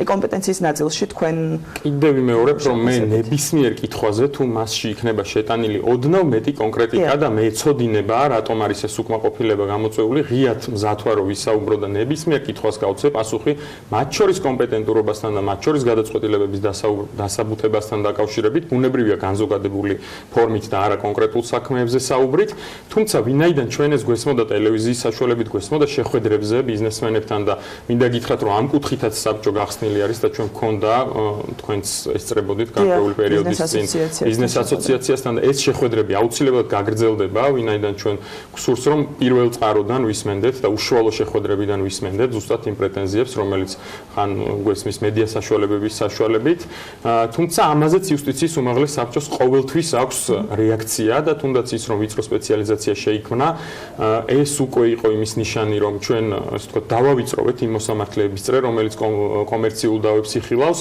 და შემდგომში კვალიფიკაციის ამაღლებაზე ბუნებრივია უფრო მარტივი არის ზრუნვა, ვინაიდან მთელი სასამართლო კორპუსის ასე ვთქვათ კვალიფიკაციის ამაღლება შესაძლებელია უფრო მაღალ ხარჯებთან იყოს დაკავშირებული, ვიდრე კონკრეტული ვიწრო სპეციალიზაციის დიახ რამდენიმე მოსამართლის, რომ იმ კონკრეტული მიმართულებით ასე ვთქვათ მოხდეს მეტი ყურადღების დათმობა და აქვს იუსტიციის უმაღლეს სკოლას ნამდვილად შესაბამისი პროგრამები და ასე ვთქვათ სთავაზობს ამას ინტენსიურად მოსამართლეებს. თქვენ ახსენეთ შეხვედრა ბიზნეს ასოციაციის წარმომადგენლებთან, მათი მხრიდან თუ იყო გარკვეული კონკრეტიკა, როდესაც საუბრობთ თუნდაც თქვენ ახსენეთ რომ ისინიც ასახელებენ გარკვეულ პრობლემებს, რომელიც შეიძლება კერძო სექტორს ჰქონდეს. როდესაც თქვენ გაქვთ როგორც თქვენ თვითონაც ამბობთ, მუდმივი კავშირი ასეთ კომპანიების წარმომადგენლებთან თუნდაც და ბიზნესმენებთან ან თუნდაც ორგანიზაციებთან, რომლებიც მათ წარმოადგენენ. მათი მხრიდან თუ არის კონკრეტიკა და კონკრეტული кейსები მოყვანილი, როდესაც აი ბოლო შეხვედრის განმავლობაში შემიძლია გითხრათ, რომ ეს კონკრეტიკა, რომელიც ჩვენ მოვითხოვეთ, შეეხებოდა გაჭიანურებას და როდესაც ჩავეძიეთ, საბოლოო ჯამში აღმოჩნდა, რომ ეს შეეხებოდა გადახდის უუნარობის საქმეების წარმოებას და როგორც გითხარით, გაკოტრების დავები არის ძალიან რთული განსახილველად იმ კუთხით, რომ მოსამართლე არ არის ამ შემთხვევაში წამყვანი ფიგურა პროცესისა და თუ ისე ვთქვათ კრება არ გადაწყვეტს გარკვეულ საკითხებს, მოსამართლე შეზღუდული არის, რომ რაიმე ფორმით დააჩქაროს ამ საქმის წარმოება და დროშის სწრაფად განხილვა, ამიტომ მხარეებზე დამოკიდებული არის ეს პროცესი, თუმცა ჩვენ მოვისმინეთ გარკვეული მოსაზრებები და შევეცდებით რა თქმა უნდა რომ გავითვალისწინოთ. და სანამ დავასრულებთ, აუცილებლად მინდა რომ გითხოთ კომერციულ პალატებზე და ჩვენ ვიცით რომ ამ ასე ვთქვათ ამ პალატების შექმნაზე მუშაობს იუსტიციის უпростоრად იუსტიციის სამინისტრო, მაგრამ თქვენთანაც გარკვეული კონსულტაციები, როგორც ვიცით, თქვენ ხართ ჩართული იყავით ყოველ შემთხვევაში გარკვეულ ეტაპზე, აღნიშნულ პროცესებში და რას უნდა ველოდეთ რეალურად, რამდენად ეფექტიანი მექანიზმი იქმნება იმისთვის, რომ კომერციული დავების კუთხით ქვეყანაში უფრო მეტად გაუმჯობესდეს მდგომარეობა მათი გადაწყვეტის კუთხით უფრო სწორად. დიახ, ეს არის საკითხები, რომელიც საჭიროებს საკანონმდებლო რეფორმას, საკანონმდებლო მოწესრიგებას და სპეციალურ კანონებს, ესე ვთქვათ, და როგორც იყო გაჟღერებული იუსტიციის სამინისტრო მუშაობდა ამ საკითხთან დაკავშირებით, მე თავს შევიკავებ დეტალებზე საუბრით, ვინაიდან ეს არ არის ჯერ საჯარო სივრცეში განხილვის. საინტერესო უბრალოდ რატომ გეკითხებით? ჩვენ ვიცოდით გარკვეულ ეტაპზე რომ რამდენიმე თვის წინ რომ ეს კანონი მზად იყო, შემდეგ თქვენგანაც მოვისმინეთ რომ ჯერ კიდევ არ დასრულებულა მუშაობა ამ თემაზე, შემდგომ ისევ გაჟღერდა რომ დასრულდა, უბრალოდ მართლა დღემდე არ ვიცით ზუსტი პასუხი, ეს კანონი უკვე გვაქვს სრულყოფილი სახით თუ ჯერ კიდევ მასზე მუშაობა მიმდინარეობს. აი ეს არის საინტერესო. სრულყოფილი სახით რომ მქონდეს აუცილებლად თქვენს გეცოდინებოდათ ამის თაობაზე, მე შემიძლია გითხრათ რომ იუსტიციის უმაღლესი საბჭო იმის მიუხედავად რა საკანონმდებლო რეფორმები იგეგმება, მის ხელთ არსებული ინსტრუმენტებით ყოველთვის ცდილობს რომ ესე ვთქვათ გააუმჯობესოს კომერციული დავების განხილვის თუნდაც ტემპები და თუნდაც ხარისხი და ამისთვის ყოველდღიურად ზრუნავთ. მე მაყურებელს ვეთქვი რომ გამოქვეყნდა ცოტა ხნის წინ 2019 წლის მონაცემები Doing Business-ის, სადაც რამდენიმე პუნქტით არის საქართველოს ასე ვთქვათ მდგომარეობა გაუმჯობესებული და თუ ჩავხედავთ ამ კვლევის დეტალებს, ერთ-ერთი მიზეზი, რის გამოც ეს გაუმჯობესება მოხდა, იყო ის, რომ სასამართლოში დაინერგა საქმის განაწილების ელექტრონული სისტემა, რამაც მეტი ნდობა მისცა მხარეებს სასამართლოს მიმართ და სწორედ აი ამ ავტომატიზაციის, ასე ვთქვათ, გაძლიერებით სასამართლოში მოხდა ერთ-ერთი კომპონენტის გაუმჯობესება. ამიტომ იუსტიციის უმაღლესი საბჭო კიდევ მეორე მუდმივად ზრუნავს იმაზე, რომ ბიზნესის ნაკლები პრობლემები სასამართლოში. თუ შეიძლება ეს ბოლო შეკითხვაც მექნება და პრინციპში დავასრულოთ, როდესაც საუბრობთ კომერციულ პალატებზე, ეს იქნება უფრო მეტად სისტემური ფორმის მქონე გარკვეული ინსტიტუტი თუ რა შეიძლება ველოდეთ, ანუ ეს არ იქნება მხოლოდ ცალკე შენობა და ცალკე ვთქვათ რესურსი, რომელიც გამოიყოფა კომერციული დავებისთვის. ანუ რამდენად რას შეიძლება რომ აი ველოდოთ, აი ყველაზე მეტად ეს კითხვა ჩნდება ალბათ ყველაზე ხშირად, იმიტომ რომ ვიწრო სპეციალიზაცია უკვე გვაქვს, ახალი შენობა შენდება და ახლა იქნება კომერციული პალატა. ანუ ეს იქნება რამდენიმე მოსამართლისგან დაკომპლექტებული გარკვეული სისტემური ხასიათის უნებრივია. თუ აი რა იქნება კონკრეტულად თქვენ თუ შეგიძლიათ რომ. უნებრივია ეს ერთი მოსამართლე არ იქნება და უნდა იყოს რამდენიმე მოსამართლისგან. მოქმედი კანონმდებლობა გვეუბნება რომ უნდა იყოს ეს საერთო სასამართლოების სისტემაში და ის თქვათ არა რაღაც დამოუკიდებელი წარმონაქმნი, რომელიც შეიძლება სასამართლო სისტემის გარეთ არსებობდეს. ასევე საუბარი იყო და ერთ-ერთი პლუსი რაც უნდა იყოს ამ მექანიზმის სწრაფი მართსაჯულება და შესაძლებელია ეს იყოს ორინსტანციური სასამართლო და არა სამინსტანციური, როგორც დღევანდელი მდგომარეობით არის. და აი ზუსტად იქნება სპეციალური კომპონენტები იმისთვის რომ გაუმჯობესდეს ბიზნეს დავების განხილვა. ამგვარად უნდა დაველოდოთ. გავიგოთ საბოლოოდ რა ფორმით ჩამოყალიბდება აღნიშნული მემართულება. ძალიან დიდი მადლობა იმისთვის რომ იყავით ჩვენთან ერთად და მე იმედს დავიტოვებ რომ ჩვენ კიდევ გვექნება საშუალება არაერთხელ რომ თუ კითხვას დავამატებ, იმიტომ რომ მადლობელი ვარ ბატონი გიორგი მიქაუტაძის რომ არის ჩვენთან ერთად. კიდევ ერთხელ მივესალმები იუსტიციის უმაღლესი საბჭოს თავმჯდომარეს. საერთაშორისო ორგანიზაციები ახსენა ბატონმა გიორგიმ და მაინტერესებს რა ტიპის კომუნიკაცია ამ ორგანიზაციებთან ბატონ გიორგი და არის თუ არა იუსტიციის უმაღლესი საბჭოსგან, სასამართლოს სხვა მესვეურებისგან კომუნიკაცია ამ ორგანიზაციებთან საიმისოთ რომ აი ეს მოჭარბებული ნეგატივი სასამართლოსთან დაკავშირებით, რომელიც არის მათ რაპორტებში იყოს არგუმენტირებულად, ასე ვთქვათ, დასაბუთებული თქვენი მხრიდან, საიმისოთ რომ სასამართლო სისტემის პრობლემატურ მხარეებთან დაკავშირებით არ ხდება. იგივე თქვენ თუნდაც რაც doing business-თან დაკავშირებული მაგალითი მოიყვანეთ, რომ ანალოგიური მილევად რეჟიმში გადავიდეს სხვა რაპორტებში. და მეორე აქვე ჩაგეკითხებით მთელი ეს რეფორმები, რომელზეც თქვენ საუბრობთ, რა დონის მხარდაჭერა გაქვთ ხელისუფლებისგან, მე გულისხმობ ყველამ ვიცით რომ ნებისმიერი რეფორმა საკმაოდ დიდ ხარჯთან არის დაკავშირებული. მე მაინტერესებს რამდენად უზრუნველყოფილია ეს გადაწყვეტილებები, არ მხოლოდ ინფრასტრუქტურული, რაზეც ელენე ჩომახიძე და თქვენ საუბრობდით, გულისხმობ ახალ შენობას და ამ დაგვას ნებისმიერი გადაწყვეტილება დიდი ხარჯია. არის თუ არა ეს თამდევი და სინქრონში ამ შემთხვევაში ცენტრალური ხელისუფლების ხარჯებთან. საერთაშორისო ორგანიზაციებთან მიმართებაში გეტყვით რომ ჩვენ თითქმის ყოველდღიურ რეჟიმში თანამშრომლობთ საქართველოში არსებულ საერთაშორისო ორგანიზაციებთან. არის არაერთი პროექტი, რომელიც არის სასამართლო სისტემასთან დაკავშირებული და ჩვენ მუდმივად გვაქვს, ასე ვთქვათ, იმის საშუალება, რომ საერთაშორისო ორგანიზაციების დახმარებით ვისარგებლოთ, ეს იქნება საექსპერტო დახმარება თუ სხვადასხვა შეხვედრების ორგანიზება, რაც ძალიან სასარგებლო არის, მინდა გითხრათ, სასამართლო სისტემისთვის. საბოლოო ჯამში ჩვენ მივყვებით ასევე ასოცირების ხელშეკრულებით გათვალისწინებულ დღის წესრიგს და იქაც არაერთი კომპონენტი არის სასამართლო სისტემასთან დაკავშირებული, რომლის გაუმჯობესებაზეც ჩვენ ზრუნავთ და მუდმივად ვართ ამით დაინტერესებული და მუდმივად ჩართულები ვართ და არაერთ სხვა კვლევა შემიძლია მოვიყვანო მაგალითად, სადაც ბევრი კომპონენტით არის სასამართლო სისტემის მდგომარეობა გაუმჯობესებული. რაც შეეხება ხელისუფლებასთან თანამშრომლობას, ჩვენ ბოლო პერიოდში მუშაობდით დისციპლინური სამართალწარმოების კანონ პროექტზე, ესე ვთქვათ, რაც იყო ძალიან კარგი მაგალითი ხელისუფლების სხვა შტოებთან თანამშრომლობის, იყო პარლამენტის მთავრობის, ასევე არასამთავრობო ორგანიზაციების და საერთაშორისო ორგანიზაციების ფართო ჩართულობით სამუშაო ჯგუფი შექმნილი და ეს იყო პლატფორმა, სადაც სასამართლო სისტემას რეალურად ჰქონდა შესაძლებლობა, რომ თავის ხედვები და წინადადებები, საკანონმდებლო წინადადებები წარედგინა საქართველოს პარლამენტისთვის.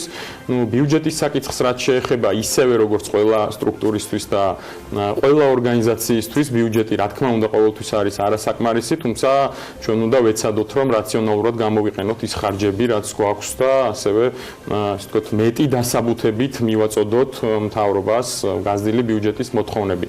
მინდა გითხრათ, რომ ბოლო პერიოდში ჩვენი მოთხოვნით და დონორი ორგანიზაციების მხარდაჭერით ჩატარდა ძალიან სერიოზული კვლევა მოსამართლეთა რაოდენობასთან დაკავშირებით საერთო სასამართლოების სისტემაში, რომელმაც გითხრა, რომ მინიმუმ ყველაზე ცოტა 100 მოსამართლით მეტი ესაჭიროება დღეს საქართველოს საერთო სასამართლოების სისტემას და ეს იქნება ძალიან კარგი ინსტრუმენტი, ესე ვთქვათ, ბიუჯეტირებისას მომავალში, რომ ჩვენ მოვითხოვოთ დამატებითი სახსრები იმისთვის, რომ თუნდაც მოსამართლეთა რიცხვის გაზრდა მოხდეს.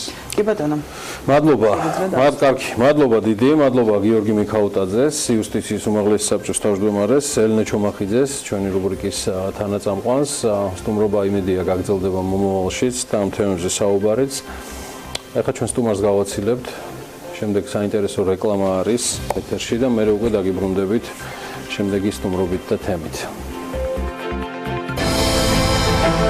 ამინდის პროგნოზის სპონსორია SEU დეველოპმენტი.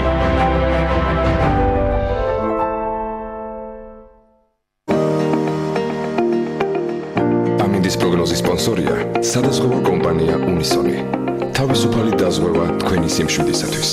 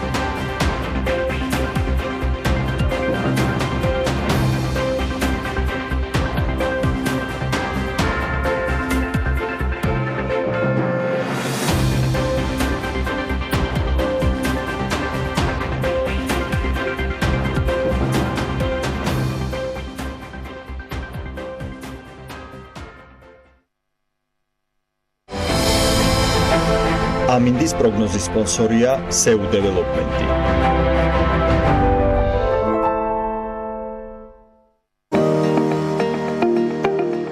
ამინდის პროგნოზის სპონსორია სადაზღვევო კომპანია უნისონი. თავისუფალი დაზღვევა თქვენი სიმშვიდისათვის.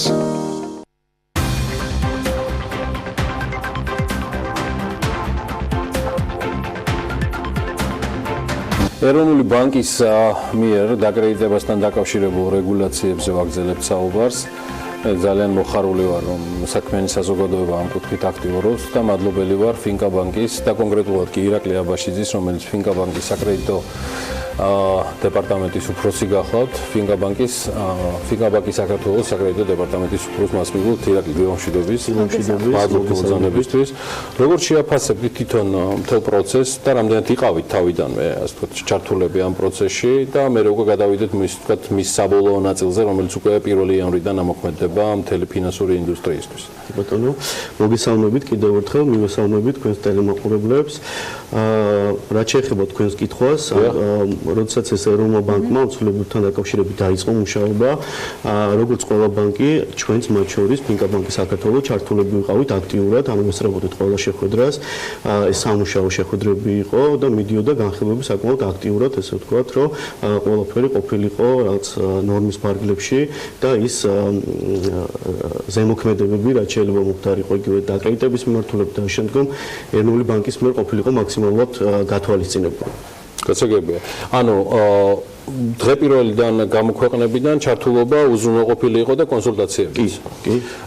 თვითონ პროცესი რამდენად იყო საქმიანი, გულისხმობ, ანუ როგორ ტრანსფორმირდა ეს ყველაფერი უკვე იმ დღევანდელ სიტუაციაში, იყო თუ არა საბანკო საზოგადოება ერთსულოვანი, ირაკლი, იმ მოთხოვნებში გაერთიანებდა თუ არა, პრინციპში ერთიანებდა თუ განსხვავებები მაინც იყო ბანკებს შორის.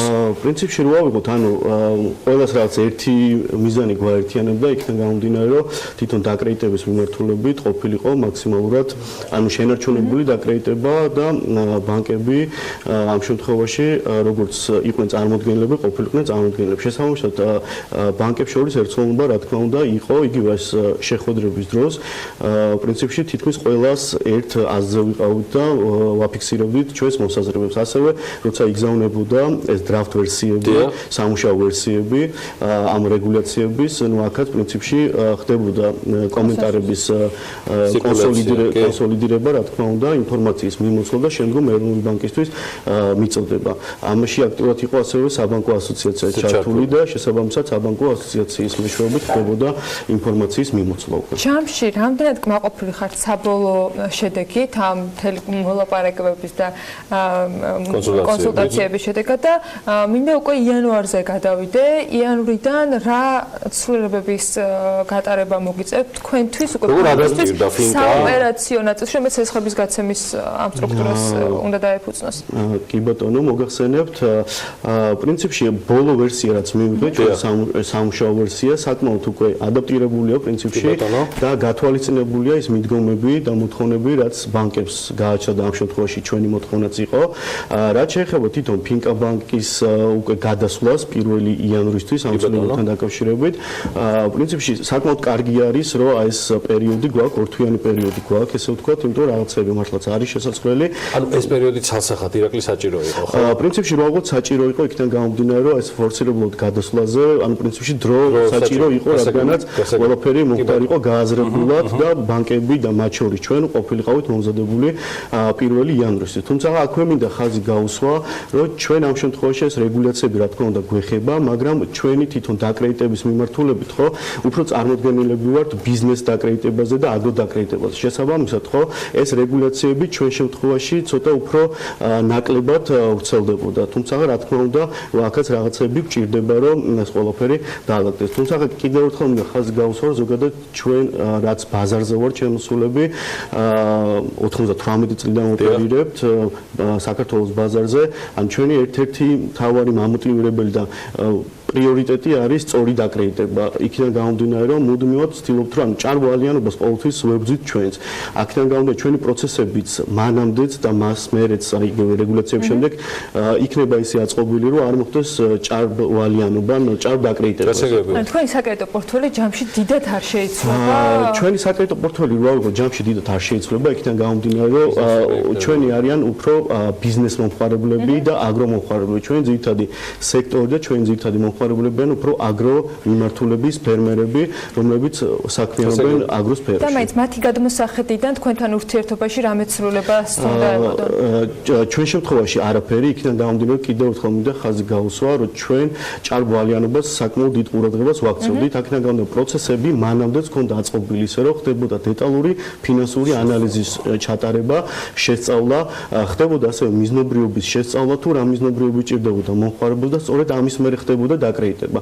აქედან გამომდინარე, ამას ჩვენ მაქსიმალურად მანამდეც ძალიან ყურადღებას ვაქცევდით და ეხლა მით უმეტეს კიდევ უფრო მეტად ყურადღებას მივაქცევთ. თუმცა პროცესების კუთხით უკვე ისე ჰქონდა აწყობილი ჩვენც, რომ მაქსიმალურად ხდებოდა ამ ყველაფრის გათვალისწინება. კიდევ ერთ საკითხავს არ მოგეთ ფინანსური მაჩვენებელი, რომელიც 2019-ის გეგმისთვის ჰქონდათ დაახლოებით გეგმიური სამიზნე მაჩვენებლები, ამ ახალი რეგულაციებით გადაიხედება თუ არ გადაიხედება?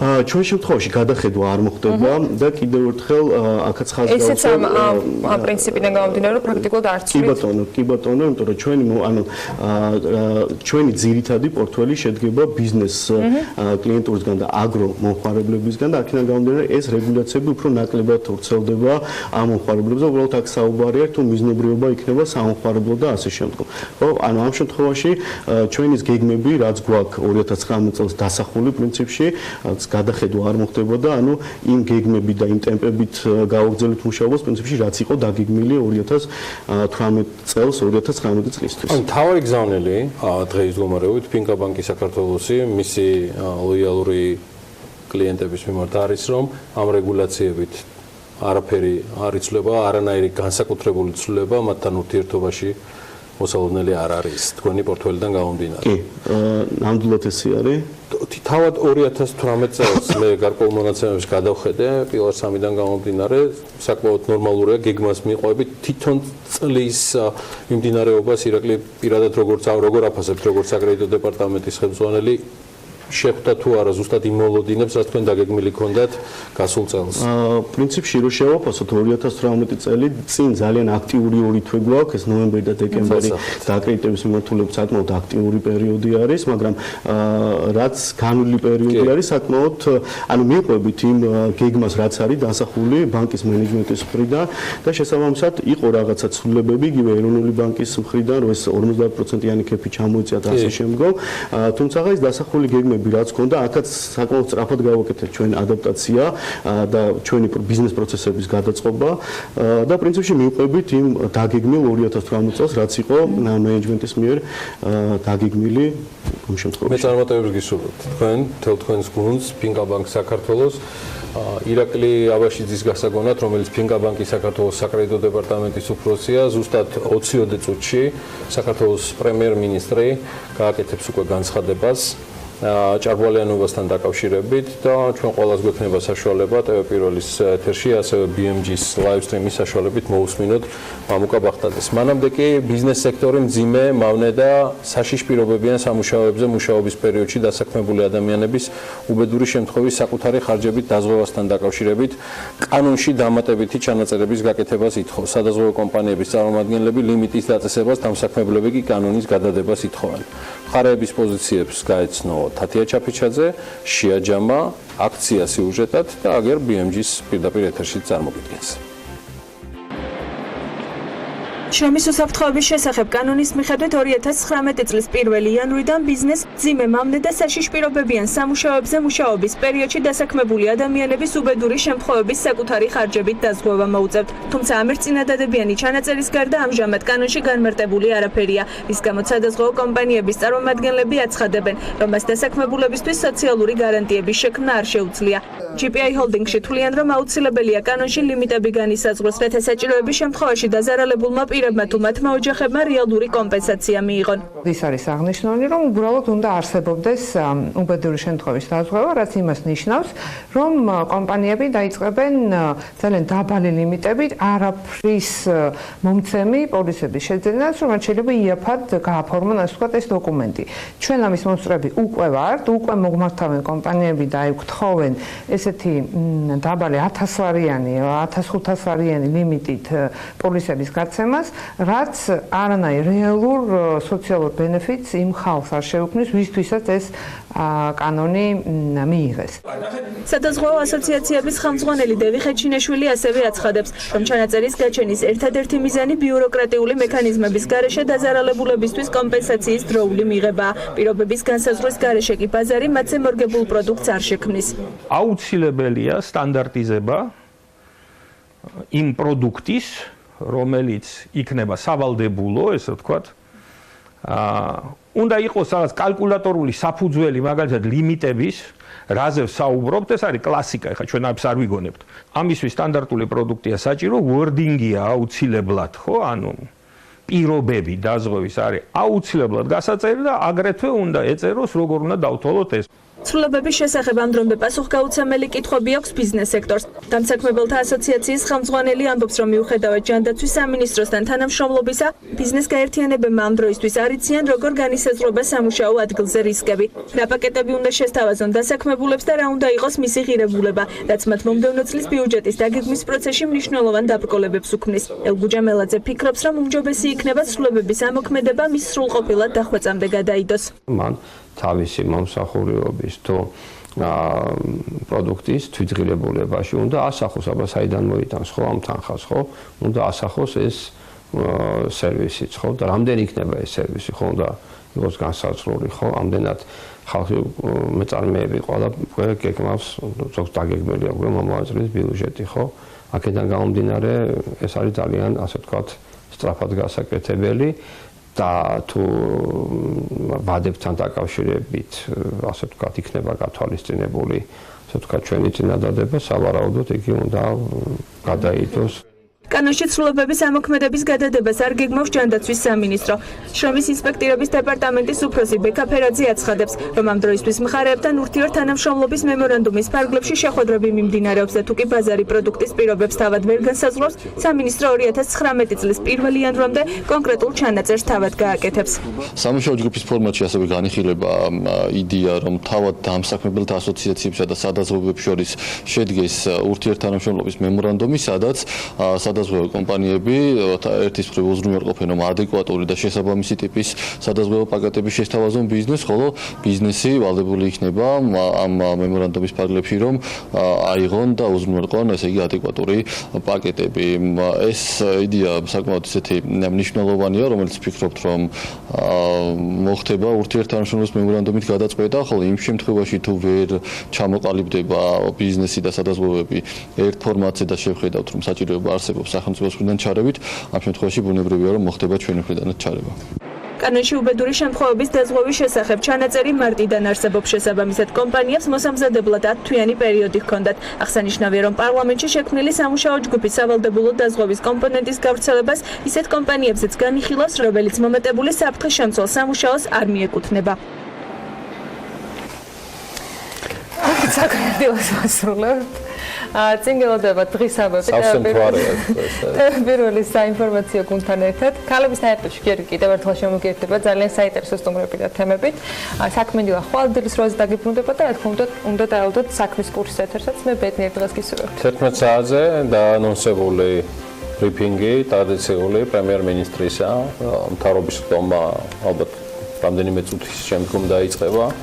ყველა ელის განსაკუთრებით ბიზნეს საზოგადოება პრემიერ-მინისტრის ამ გამოსვლას, რომელიც შეეხება ჭაბვალიანობის თემას და ახალ რეგულაციებს, ან იმ შესაძლო შეღავათებს, რომელიც ეგრეთ წოდებულ არ გადამხდელთა თუ გაშავებულთა სიაში მოხვედრილ ადამიანებს შეეხება. ჩვენც ველით ამას ყველაფერს და მეტსაც გეტყვით, რომ BMG ამას ყველაფერს პირდაპირ ეთერში შემოგთავაზებთ. მანამდე კი ტევ პირველი საინფორმაციო სამსახური ზუსტად 11 საათზე შემოვა პირდაპირ ეთერში წარმატებები მათ და სულ მალე ქალების ნარატივში დაგიბრუნდებით.